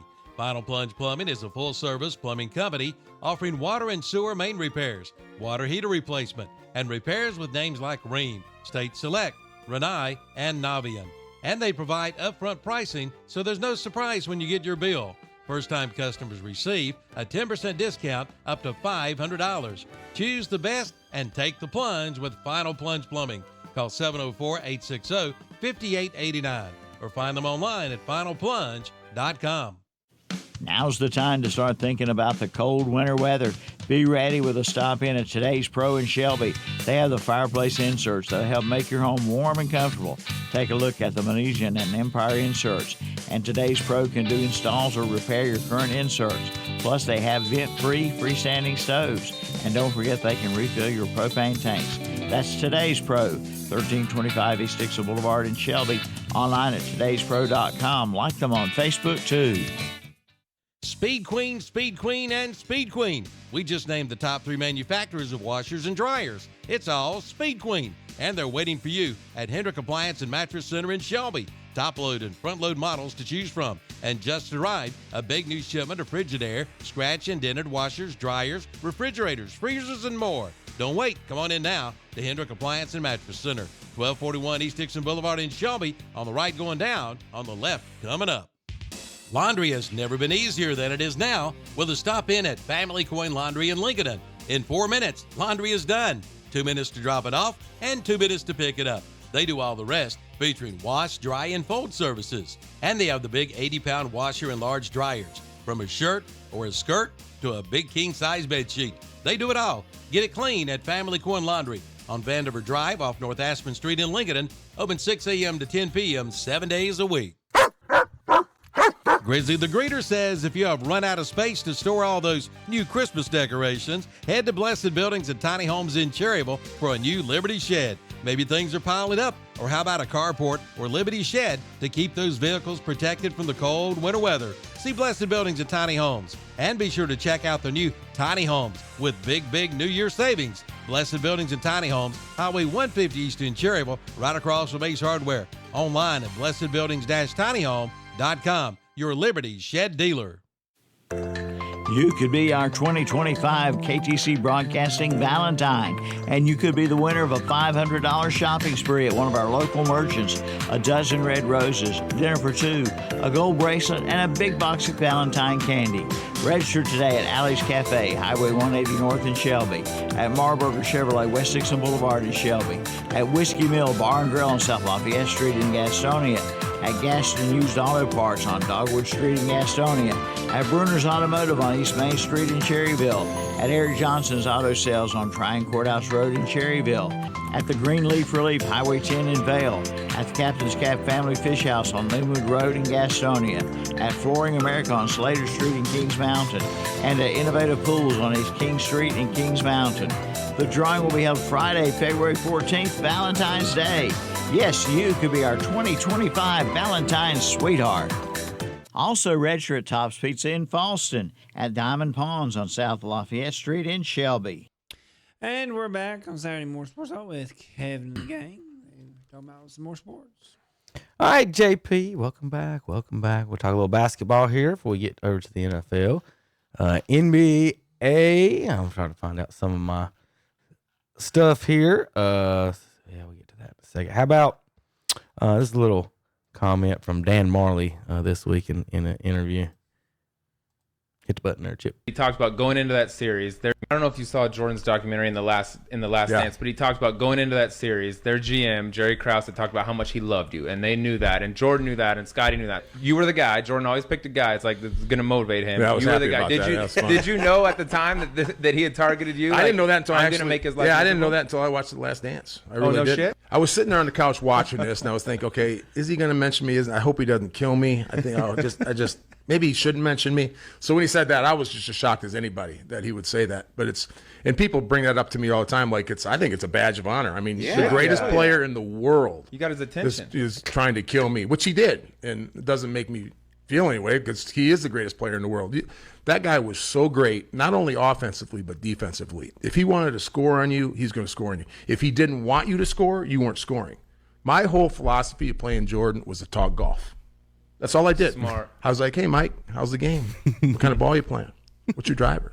How you doing? You're guarding him right there. You're well, my thing is, I'm just trying to keep him mellow, so maybe he'll give me 35. Because if I piss him off, he's going to give me 55. Right? So I'm just talking golf.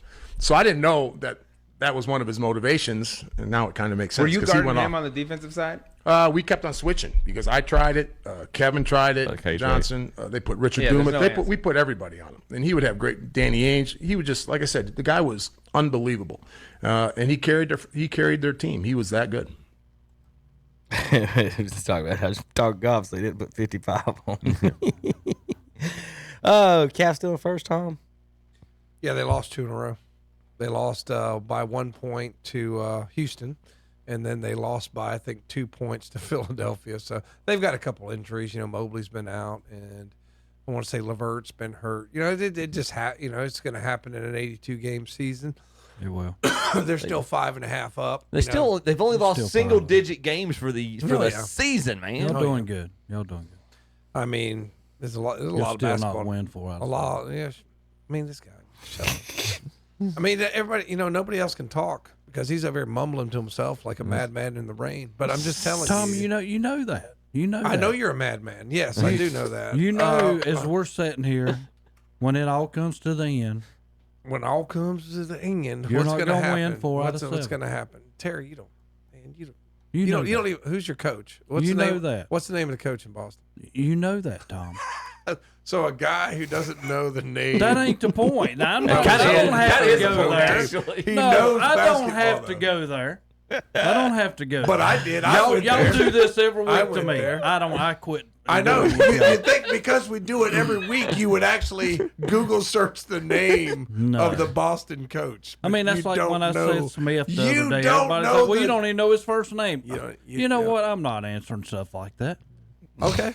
Well, I mean, it just shows your lack of knowledge about No, what you're that's not. arguing It's about. nothing. That has nothing to do with I'm excited about Coach So R back and what he's going to do the rest of the year with the Celtics. I mean, it's just crazy. He's a troll, but he doesn't know how to be a troll. No, y'all have to win. He's like a troll that stands Y'all- on the it makes bridge y'all look instead good, of Tom. under. He's like a troll that's on the bridge instead of under it. You know, Tom, he it's he don't making even know how y'all to be look a troll. good. He doesn't even know how to be a troll. I mean, 4 out of 7. When you can come and do that, then I'll believe in you. Okay, because it's just like you said. Ohio State couldn't beat Notre Dame, so I mean, Yeah, that's a one-game thing. Now we're talking 4 No, out no, of no, 7. no, In other news, the Charlotte Hornets are 11-30. They won a couple in a row. Brandon Miller's out for the season now. Yeah, he's done. It's okay. They got LaMelo. Yeah. It got is. LaMelo. Oh, now they mad because he's not a starter. What? Who cares? On an 11-30 team. I know. They want him to start in the Yes. All-Star game. Yes, that's all I heard this morning. I'm like, okay, guys, he's probably the only player they got now. We've got this video game mentality, these folks, where just because someone scores 27, they think that no one else is helping him or he has no Curry help. does that. And that they're not helping the team or that nobody's helping them. And like me and Terry said for years, it's the complete opposite. LaMelo is taking 24, I think, shots a game. Let's see, NBA stats real quick. He's, fourth in the league in scoring. And he's taking 24 shots a game. He's averaging 29. So, 24 points, Terry, on 29 shots. Now, for years I've talked, I hadn't even looked this up yet. For years I've talked about how efficient Kevin Durant is. Let's see. For example, LaMelo is averaging 29. Durant averaging 27.2. Durant takes 18 shots a game. Yeah, more than 10 less. LaMelo takes 12 threes a game. And Kevin Durant is taking 18 shots a game. Our point guard is taking 12 threes. That's the average. That means he might take 15 or 16 tonight. I mean, we go back to what we said last week. A player playing point guard, he really should be a 2. Correct. And I don't care which franchise he goes and plays a 2-4. I'm just tired of watching it. For ours, we told you when we drafted him, this should be nothing but losing years. Trade him now. Trade him at his max So, value. well, we're going to talk about that in a second real quick. I want to talk about Michael's attempts. All right? Attempts a game. 1, 2, 3, 4 years in his career, he shot 24 attempts a game. Only 4 in his career. Those years, he averaged 37, 35, 33, and 32. Yeah. Stop shooting at LaMelo. It's the coach. Kevin. Somebody's got to tell you. Kevin, how's he supposed to keep up his Instagram reel if he doesn't keep shooting the basketball? He should be averaging about 18 points a game and running the team. He should be averaging a double-double with assists and points. You'd be surprised at the number of kids when they do something in a basketball game or anything, they look to the bench and just see if anybody says, put that on Snapchat. That's the way these people think. My boy from last year made the All-Stars. He was in practice the other day, and I was watching him, and he missed like 8 or 9 straight shots. And they were like in the paint, and he's working. I'm like, come on, you just got to keep working. He was struggling. He turns around and hits a 3. And Terry, he skips down the court with ice vein pumping in his hands. I can believe it. Neo! He looked at us and said, take the ice out your vein. You just missed 9 straight. Yeah. But no, cutest kid, love him to death. But like you just said, Tom, that is 100%. All it takes is one. But I tell they'll you hit what, that 1 out of 5, and it looks cool, and you're just like, look, he'll hit 1 out of 5, but the one he hit will go on his Instagram. Reel. Yeah. Oh, look at me! he'll make $10,000 from that. I'm a sniper. It'll be his highlight video. So how do you become an NBA All-Star starter? Combination of fan votes is 50%. Media and player votes is split. The All-Star starters: Jalen Brunson, Donovan Mitchell, Karl Anthony Towns, Jason Tatum, and Giannis. I can't say it. Antetokounmpo. I think it's close enough. And everybody's mad because LaMelo's not the starter. In the West, Stephen Curry, Shai Gilgeous-Alexander, Kevin Durant, LeBron, and Nikola Jokic. Does Curry still have the numbers to warrant that? Or is he like a Cal Ripken? No, type Curry thing? learned his job. LeBron's the one that's the Cal Ripken one in that group, Tom. Where's Jordan's son? Curry is the Ant. He didn't get voted in. They're not doing good this year because they got that lazy power forward playing for them. Steph Curry is the oldest starting point guard in NBA All-Star. He learned his job. Stephen oldest. Curry learned his job this past week. What's that, I'll Terry? put it simple as it can be. Can you elaborate a little bit on well, that? Draymond Green went out, got a calf strain. So the next 2 games that Golden State plays, they get blown out. Why? Because Draymond's not there. It's simple.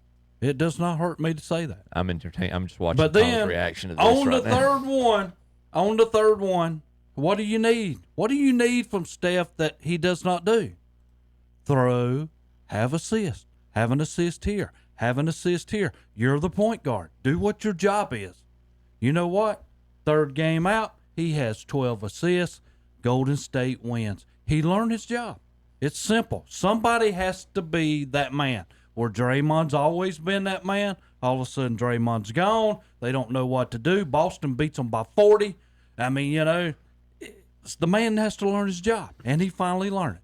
Terry makes 19 terrible points to make one good one in there, which he don't know he made. Draymond does stand at the top of the key and pass the ball to Steph Curry. Somebody has to be the assistant. So somebody has to do that. I wonder if I could do that. Right. Yeah. That's all you got to do. Steph and Tom, here's how and here's how that's worked throughout the years is, yes, he's not one of the best defenders, and yes, he doesn't get the point. Yes, he doesn't get all the assists, but he still gets 7, 8 assists, whatever it is. But like Klay Thompson at the shooting guard allowed him to be able to guard whoever the best guard was. Once he got hurt, they're done. Neither one of them is guarding the best guard now. So now they're running around like that. He ain't got nobody to pass it to now because Draymond got rid of Harrison Barnes, Kevin Durant, and who's the last one? Somebody else. Who's the young kid that they got rid of? Wiggins still there? Is he still? Wiggins is still there. Yeah, he knocked out Jordan Poole, and they got rid of him. Poole's the one that was talking crap when Golden State went there to play them. Is Wiggins still there? And Did you say Wiggins? Draymond looked at him and said, "Listen here, buddy. That's 3 years ago. Klay Thompson ain't Quit there. talking to me." They got rid of Draymond. They got rid of Kevin Durant, Harrison Barnes, and Klay Thompson for a triple single. All because they didn't want to hear his mouth. All right, here's Steph talking about what they actually need, Terry. Not whatever you just said. Not what you just said. Process a loss like this. I have no idea. It's just a tough one from the end of the first quarter through the rest of the game. Thought we came out with pretty good life and energy. Big part of our season has been when we can't score, we lose spirit. Well, why don't the power forward pitch in and score, Terry? That's probably after Boston had just destroyed them. A big part of our reason is because we can't score. Wasn't there. Maybe we shouldn't have traded Harrison Barnes and Kevin Durant and Klay Thompson. I know what maybe. Draymond was not there. The only one I'll give you some grace on is Klay Thompson because he just never was the same player. No, after he got hurt, what?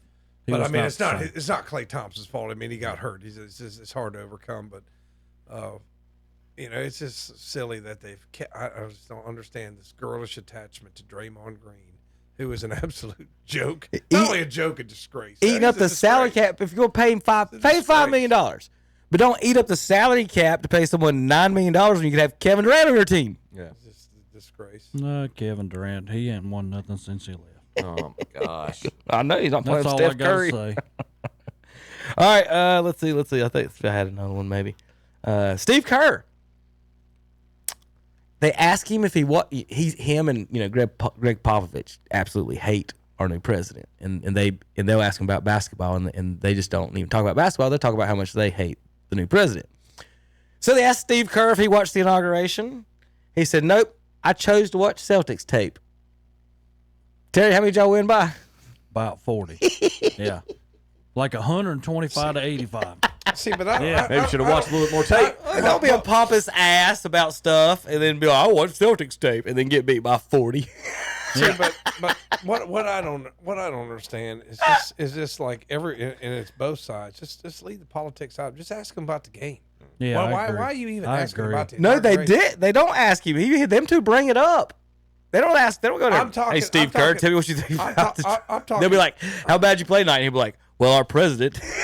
I'm talking all sides. I'm not just talking like the reporters. Just stick to basketball. Stay in your lane. And you know what? One of the best lines. I know that he gets criticized for it, but remember when Michael Jordan said Republicans buy shoes too? Yeah. He just basically, look, man, I stick to basketball. This is basketball. I play basketball, and I know a lot of these athletes. Well, they have a voice, so then they want to cross the line and get political. It's like, dude, somebody who's got 100,000 times the wealth I do. Why am I going to listen to you and take any advice from you? Yeah. Especially when I'm educated, I can take in information. I don't need Oprah Winfrey or Steve Kerr or anybody for that matter to tell me information that I need to base a political decision on. So why are we going to these people in the first place? Yeah. All right, last night at 10 o'clock, did y'all see it? 10 p.m. Eastern, breaking news across the country. I was packing up the KTC equipment. America's team announced their head coach hiring, Tom. Yeah, who'd they hire? At 10 o'clock on a Friday night. Hey, did y'all know that White Yoda looks like Jerry Jones? JP, how you feel about that? You don't know who Jerry Jones is. I know Tom would like that. He looks like that. So that was a joke. They haven't hired their coach. No, they have. We have. Who's the coach? We'll be back in a minute to talk about hiring the offensive coordinator. Okay. We'll be back in a minute. KTCBroadcasting.com. Get up to $3,000 off select Polaris off-road vehicles at Full Throttle Power Sports in Lowell. Or get financing as low as 1.99% APR for 36 months. But that's not all. Get up to $1,500 bonus bucks on new Honda Pioneer, Prowler, Talon models. And rev up the new year with the new Slingshot. Get $1,000 customer cash or financing as low as 1.99% for 36 months with no money down at Full Throttle Power Sports. 100 Indian Walk in Lowell. Online at ncfullthrottle.com. Keep warm with a stop at This and That Trading Post in Dallas. They've just received a big shipment of fleece blankets for $10.25. Also, Tommy Bahama down pillows are $8.25. 6-piece bath sets are $11. And personal handy heaters wear around your neck for $13.25. This and That Trading Post has video car DVRs for $23.75. Floating hearts for Valentine's are $7. Lighting magnifying glasses are $3.50. And 1 gallon size of laundry scent beads are $13.50 at This and That Trading Post, 3857 Dallas High Shoals Road in Dallas, right across from the trade lot. Now you can see what's going on by calling Heath Jackson Plumbing in Cherryville. Ask about the rigid camera system. You, the customer, can actually see what's going on with your sewage drain lines and what's got to be done. And be sure to ask about their tankless water heaters, serviced or installed. Call 704-634-5784 for Heath Jackson Plumbing in Cherryville. Like them on Facebook, too.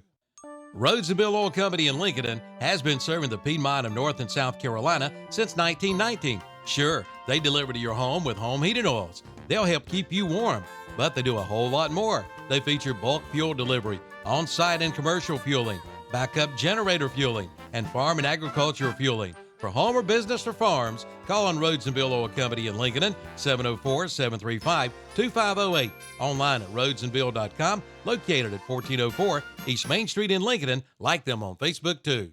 This month's Scholar Athlete of the Month is Sarah Ryan of Lincoln High School. The award is sponsored by McDonald's, KTC Broadcasting, and WhatsUpShopper.com. Sarah is a senior at Lincoln High School and the daughter of Chris and Heather Ryan. Heather plays basketball and volleyball. She has a 4.72 grade point average. Her AP classes include literature, English, language, and composition, world history, psychology, human geography, U.S. history, pre-calculus, statistics, and communications. Her community activities include volunteering at Christian Ministries, Community Color Run 5K Volunteer, Special Olympics, Hesed House Volunteer, and Project Unity basketball games.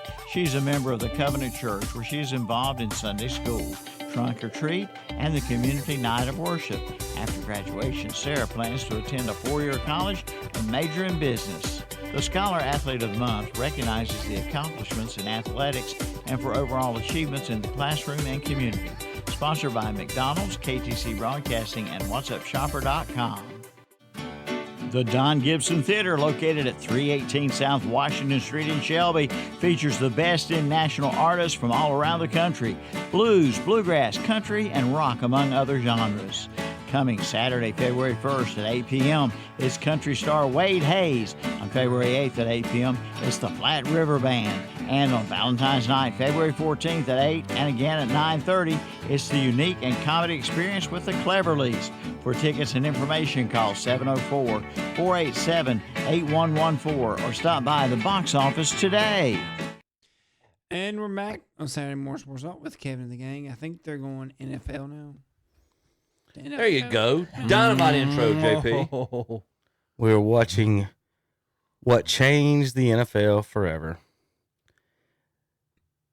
The NFL's pretty boy. The guy they wish won 7 Super Bowls, Peyton Manning. His poor little wide receivers, Terry, used to get smoked by the New England Patriots. And then they started putting in the rules. We're going to protect the quarterback. We're going to protect the wide receiver. We can't do this. We used to have a proper country. You used to hit people. Look, if it touches your hands, I can smoke you. But now you can't even touch them. Why did the receiver not catch that ball? Well, that's the number one point. Ooh! But yeah, they petitioned the league after they got beat 2 years in a row, and the DBs were playing too hard and get them off of them. So yeah, Jack Tatum said, "I'm glad I played back then." A lot of people are glad they were. How about Kansas City was favored by 9.5? They took an intentional safety to win by 11. Ran out from the 20-yard line, Dom, with the spread on the line. Nothing's fixed. Nothing's fixed ever. Terry, we've talked about this plenty of times. What do you do to a running quarterback? If he runs the ball 10 times, he's going to go to the blue tent once. Yeah. I promise you that. And I won't feel bad about it. I'll look you right in the eye right now. This isn't about friendship. If he puts himself at risk, he's going to pay the price.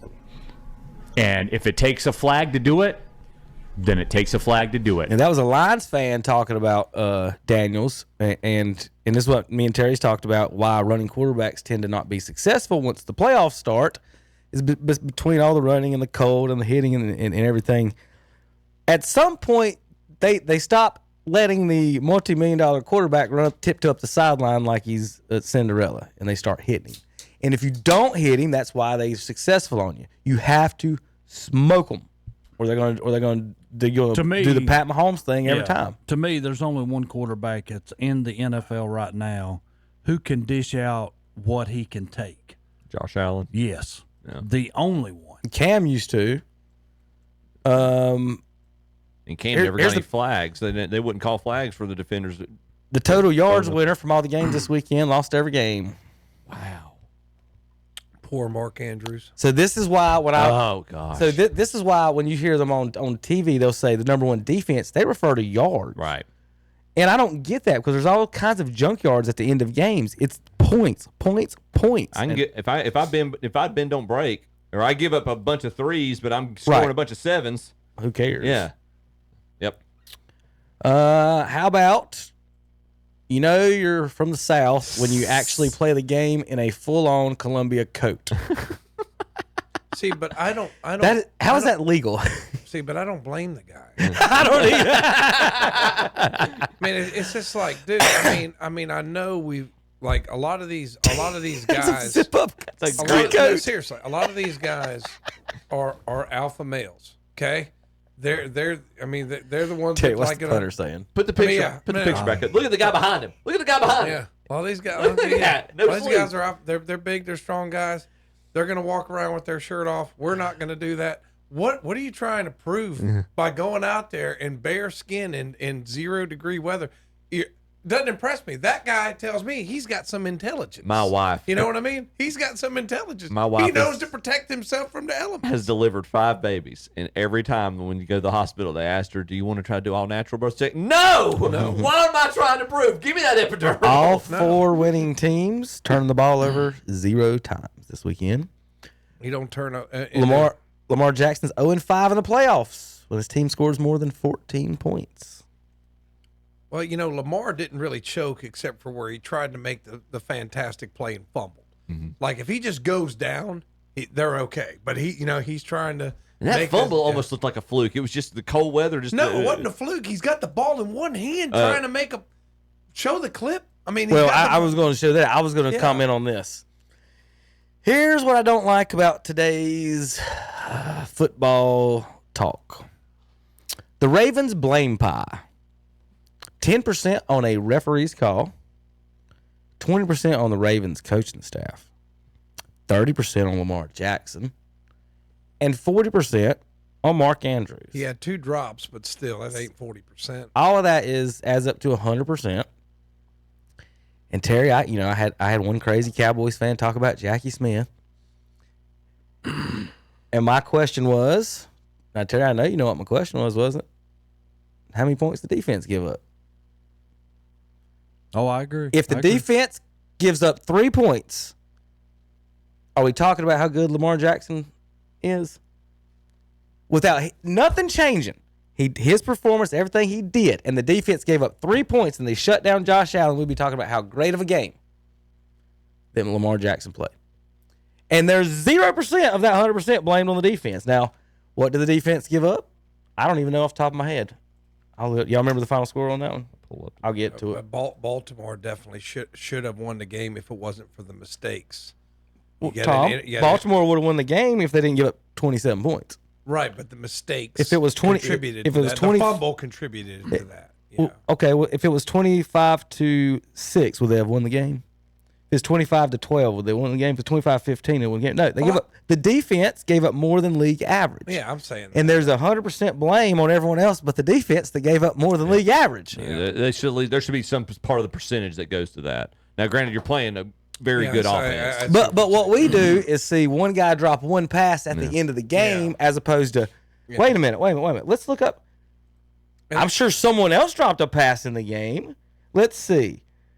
Let's go look at Baltimore's receiving. Amari Cooper dropped a pass, but he plays for Buffalo. Yeah. Aguilar 0 for 1 on targets. Henry 0 for 2 on targets. Nobody's talking about Derrick Henry missing his 2 catches. Derrick Henry. Oh, he did miss. He did. Rashad Bateman missed 1. Isaiah Likely missed 1. Nobody's talking about those misses. Nobody's talking about whether or not Derrick Henry missed a hole or Justice Hill or Lamar Jackson missed a read. We're talking about one guy dropping a pass. And I'm not saying it's not the Derrick Henry one could have went either way. That was the pass that didn't get to him. I think people need to look at it like Tom's saying that it was a multitude of things. The Ravens actually, not one guy or one this. The Ravens actually did a decent job passing wise. They only gave up 126 yards passing. Now they gave up 147 yards rushing. They're still not. I mean, that's not a horrible defensive effort. Yeah, I mean Baltimore proved the ability to move the ball more than Buffalo did in that game, but it was the interception, the fumble. And Kevin makes a good point. Derrick Henry's drop, Likely's drop, Bateman I think dropped 1. I might be wrong on it, but I know that Andrews dropped a couple, and it was just the moment that he dropped it in. Right. Oh yeah. So I did. And the Bills fans, I don't know if you guys heard that, but they contributed $100,000 to the GoFundMe for his favorite charity. Oh wow. So I think that was good. They showed that was good sportsmanship because Mark Andrews got home and there's death threats in his inbox from idiot fans. that couldn't like walk up and down the street, nevertheless catch a ball in 5-degree temperatures. When people have been beating on you on the run, Right. all I that. mean, so it was rough conditions. It was a good pass. It should have been caught. Yeah. Everybody's going, demonizing it. How many great plays has that guy made? And that catch, I hate him because he always kills Cleveland. You know what I mean? Yeah. And that catch doesn't give them the win. That just ties the game. That's all it does. It just ties, and that's a good thing. You need that, but it just ties it. It doesn't guarantee a victory. I mean, In the last 4 years, But he also had the one punched out of his hand. So I mean, there's a few things that they.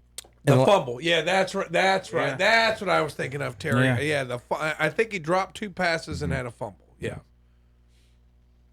I mean, but it's just like, man, what? It's 5 degrees. When in that national championship game when Ibuka fumbled, it was just a perfect, like punching the ball. Yeah, it was. Yeah. That's just good defensive play. I mean, it's just a good defensive. Some of those play. you just got to tip your cap. in the Chiefs' last 11 playoff games over 4 years, 10 times the opponents had more penalties. 0, the Chiefs had more penalties. 1 time they both had the same. Oh, Kevin, the refs don't help the Chiefs. That's silly. That's just 10 times the Chiefs had less penalties Patrick out of Mahomes 11 doesn't games. get a call. That's silly. That's just ridiculous. All right, got a bunch of like little things to touch on. How about you see Joe Mixon? Joe Mixon was fined $25,000 for comments he made about officials, and they listed the comments in the fine. We'll go back and review the tape. He didn't say that. So they asked him about it. He complains that I got fined for something I didn't say. It says I said this. I didn't say it.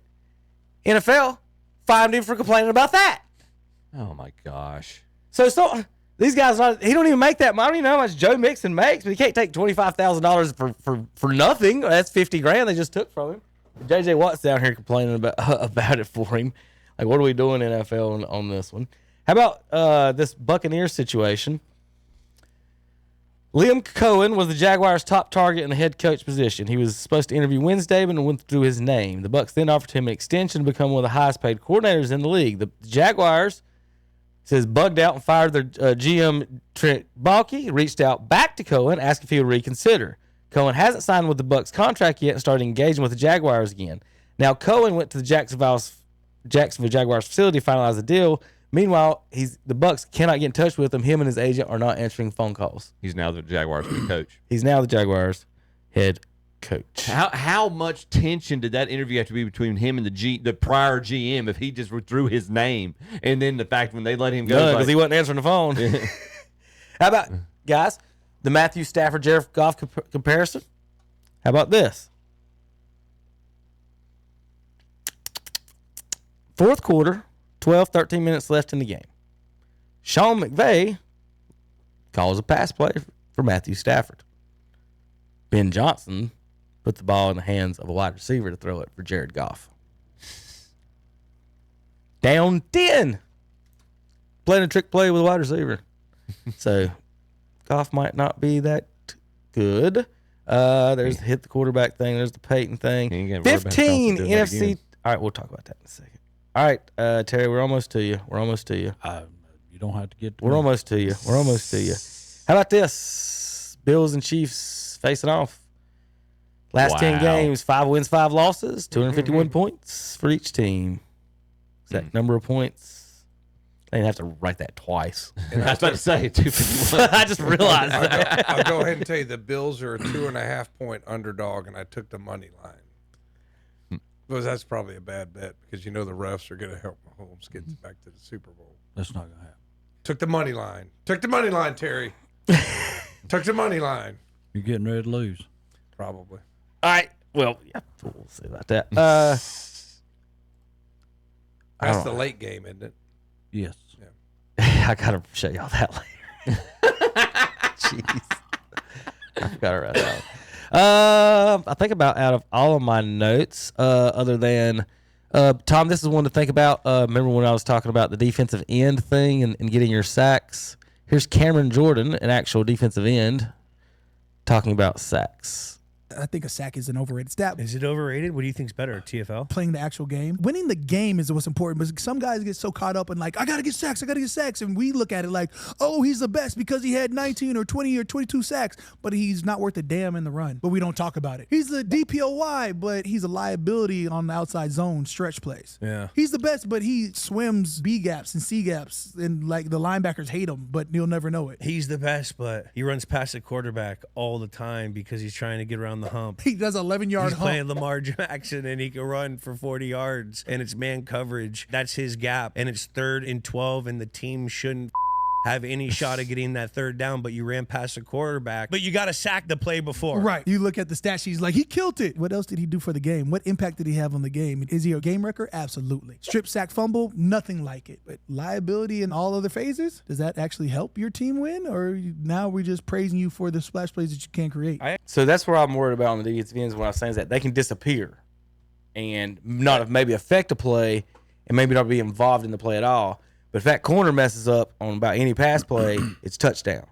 Somebody or big play or something. So, like, I love the defensive ends like you're saying, but I'm not saying don't pick them. There's going to be like 5 or 6 probably picked in the first round. But that corner that can shut down a whole side of the field or one guy in today's NFL with 5 guys running around every pass play, I'm still leaning on that corner. Yeah, and like you take a guy for like JTT for Ohio State, I think his run grade was like around 90. You know, you want a DN that can rush the passer and play the run, definitely, especially with the a lot of these quarterbacks running that. Well, with you guys stopping read Ohio option. State, is it more important to have a defensive end against them or a corner that can hang with Jeremiah Smith? Like, that defensive end get blocked and just throw it deep to Jeremiah. I know, I don't know. All right, we'll talk about that. All right, let's see. Bills, anything? Oh, Cowboys, 10 o'clock last night. Tom, the name Brian Schottenheimer, offensive coordinator, the head coach. Is that Marty's son? Yes. A 10 p.m. Friday dump for Jerry Jones. Terry, 9 years ago, it was 9 years ago we sat in this room and I said I'm pulling for the Cleveland Browns. Because that man is not trying to win football games. And here we are 9 years in. Didn't get any head coaching candidates that anybody else wanted. Brian Schottenheimer's offenses in 14 years, he's had 4 top 10 offenses. I don't know what he's going to do or what they're going to do, but they got to fix the roster. Like, you just can't just bring in, I assume, Terry, just the offensive coordinator. Now everything's better. Here's what I hope is they trade up to Cleveland's number 2 and just give us a windfall of picks for that number 2 pick so they can get Sam. Well, the thing about Jerry, and like he's always said, tell me, and there was somebody showing the clip from 8 years ago, him saying, tell me the check I have to write to get a Super Bowl, and I'll write it. Well, Deion Sanders is sitting right there. Yeah. Here's Pete Carroll sitting right there. Yeah. Bill Belichick sitting right there. Pete Carroll's going to the Raiders. And he could write whatever check he wants to get all 3 of those. Here's the quote. And he hired the offensive coordinator for what? From ESPN that I read this morning. What was the point of moving on from McCarthy to promote his offensive coordinator? I don't know. What was the point? Where do you get? And you were about to show it, Kevin. So I don't want to steal your thunder about the. But yeah, I don't. Jerry Jones wants the most malleable coach he can have. No, it's another yes coach. Another, That's well, all good he's luck. got. Good luck trying to make the wild card weekend. No. Good luck trying to make the wild card. All weekend. 15 teams in the NFC have made the NFC Championship game. Now the Redskins have since '96, except the Dallas Cowboys.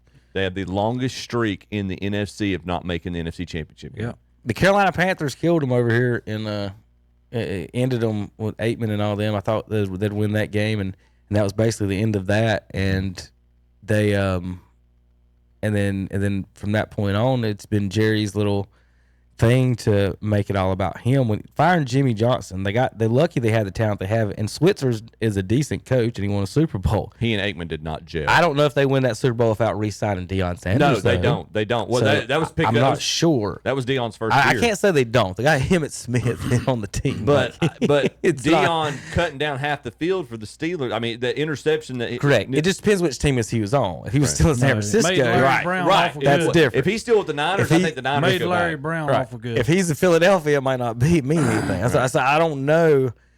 I can't say they wouldn't have made the Super Bowl, but Deion coming to them made a big difference. And and it was all about the show then. So I don't know, Terry. Like, I don't know. Calvin thinks that they're tanking on purpose so they can get Arch Manning next year.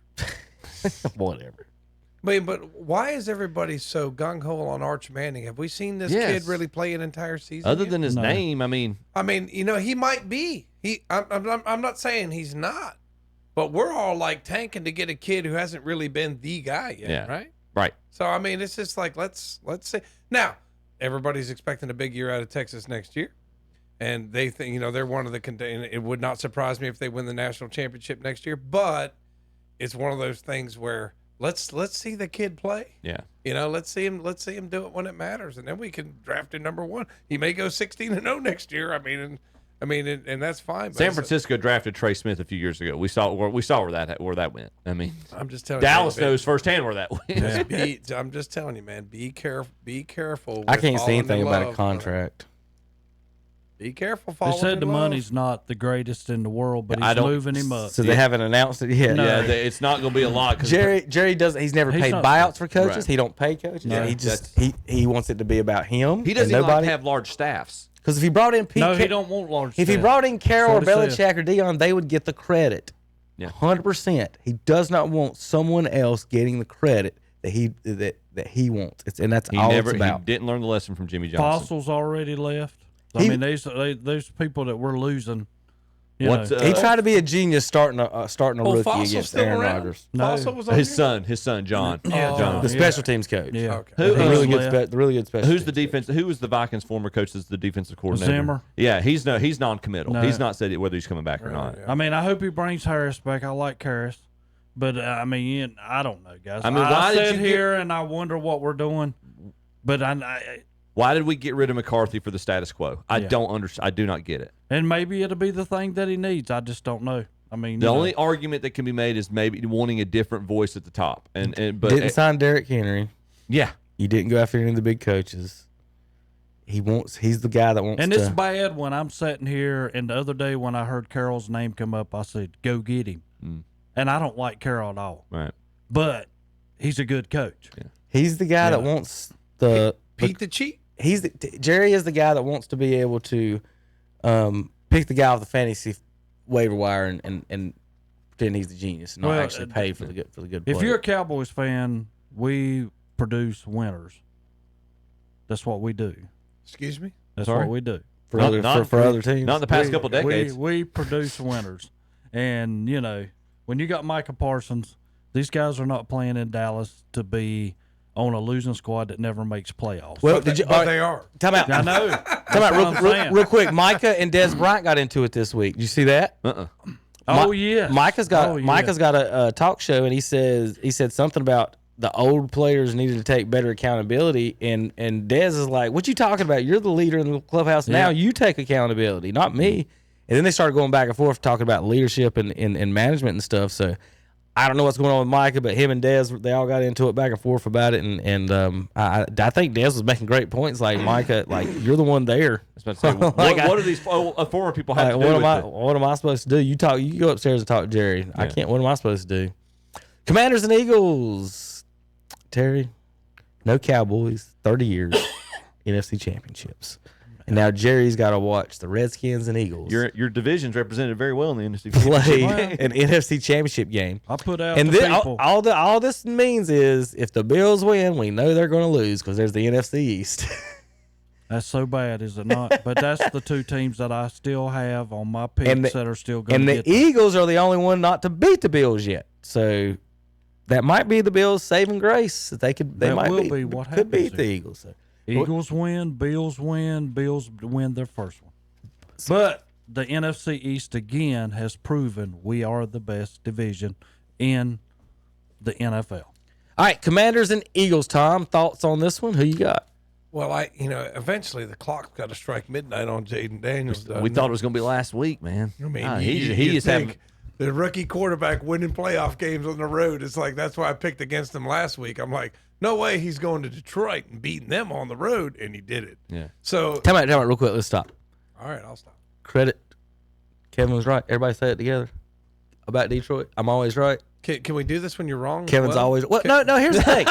I make season long and year long and 9-year predictions, and it takes so long for me to be right that I can't say nothing. So when it is right, after years of Detroit's never going to win, it's just I didn't get any text this weekend. I was just waiting for that. Hey, Kevin, you're right about Detroit. I forgot that you we made didn't win that a point. we didn't win a single playoff game. No, we didn't win a championship. We didn't win a single playoff game. Let's see. Tom's got Detroit win the Super Bowl over Buffalo. Terry's got Detroit winning 2 games. Chip's got Detroit winning 2 games. Kevin's got Detroit losing the first game. Ha! What a surprise. Well done, How about Kevin. them lines? Well done, Kevin. Now, Tom, back to your Commanders. I get to talk. I get to talk now. Okay, so I'll just. I was running out of time. I had to get my lines. I didn't get a text all weekend about the lines. Eagles cover at home. The clock strikes. He's got to strike midnight on this rookie quarterback. No way he goes into Philadelphia and wins a 3rd playoff game in a row on the road. There's no way. No way. Philly, don't let me down. Philly covers the spread. I'm going to tell you like it is. Commanders, y'all split with them during the season. They did. And you shouldn't have. Devontae Smith makes a catch. That game's over anyway, and you lose twice to the Eagles. And that's the way it should be. Robbie Root, you can't let me down this week. I got the Eagles. Commanders should not be there. Speaking of predictions for the long haul, I made the prediction earlier in the year, around the draft time, that Jaden Daniels is my favorite player in the draft. He was a successful quarterback. He came out guns blazing. Wouldn't be right for me if I jumped off that force now. He proved me wrong last week. I thought Detroit was the best team in the NFC by far, and boy, he sure proved me wrong. He's top 5 in the league easily as a rookie. He what he's doing is phenomenal, and Yeah. I'm gonna keep riding that train. Commanders with the upset make it to the Super Bowl with a rookie quarterback. You done lost your mind. Eagles gonna win this game. Barkley's gonna have a $150. They're gonna blow them out, 42 to The Eagles' 10 or defense something. will be ready. And then I'll cut this next week. But yeah, I don't think. You know what pisses me off about the Eagles is they got a reversed logo, and you can go it either way, and it doesn't matter. And they insist on their logo being the only one that faces that way. And my deal with the Commanders, you stop Barkley. I don't think you can. No. Good job, Giants. Way to go. Bills and Chiefs. Chiefs favored by 2.5 in Arrowhead. $205.6 for that. $650 in Philly. Tommy? Please, somebody beat Patrick Mahomes. Josh, please beat them. I'm worried about the injuries on the Bills side, but they had some guys go down in that game. I'm worried about them being a little thin in the secondary, but I'm just saying, please find a way to beat him. I'm tired of looking at State Farm commercials. Please beat him. He's won 3 Super Bowls, right? Buffalo covers that spread today. I think they win outright. Money line, baby. If you're betting, money line, Buffalo is a winner. And no team in the NFL is going to win 3. Buffalo wins and the Chiefs are out. And then they're going to start talking about, is this the demise of the Kansas City Chiefs? Last year I picked against the Chiefs every playoff game because I figured either I was going to be right or my team was going to win. My heart says the Chiefs. My brain wants to say the Bills, but doggone it, there's just something about Patrick Mahomes. He's in the argument or in the debate for greatest of all time, and he's going to confirm it. I picked him to go all the way. I got to stick with him. Chiefs. I got the winner of this game win the Super Bowl, whichever one it is. I'm going to pick the Chiefs. I don't want them to win it, but whatever. I don't want them to win 3 straight because, Terry, I'm seeing things online about Patrick Mahomes. If he wins 3 straight, makes him the greatest. I think it puts him in the debate. Well, you can have all the debate all you want, but at what point does this guy yesterday on the internet said Ford with 3 in a row is better than 7? No, I don't think it's that cut and dry. No. That's what he said. No, I disagree. Here's funny. His name was Kevin something or other. So I responded, that's some LeBron math. And then another guy named Kevin said, what are you talking about, dude? It's 7 championships over 4. And he said something dumb back again and said 5 with this or whatever. And I just responded, 2 out of 3 Kevins think the other one doesn't know how to do math. Nice. So anyway, that's the generation we live in. LaMelo's better than everybody. It will be interesting if he does it to say he did something no other quarterback ever did. Put him in the conversations all you want. Okay, if you want to say that puts him past Montana, we'll have that conversation with the 3-peat. But we come on now. This whole Brady, and you're not even to 5. Yeah. You're not to 6. I mean, that's fair. He's got 7. Can you beat 7? Why did Brady have to beat Montana? Right. They didn't give it to Troy Aikman when he won 3. Right. They said the offensive line won the damn thing. It's okay. Yeah. So whatever. Anyway. Our buddy Zach Mayhew in Gaffney, who's picking us up on the radio, says, "Go Redskins." There you go. No, well, they won't win it because they don't have the Redskins logo. That'll happen next year when Trump gives it back to them. We miss you, Zach. Anyway, we'll see you guys next week for the Get Folks Online. I'm going to try to let you guys explain what's on the table with those bananas. See you later, JP, KDCBroadcasting.com.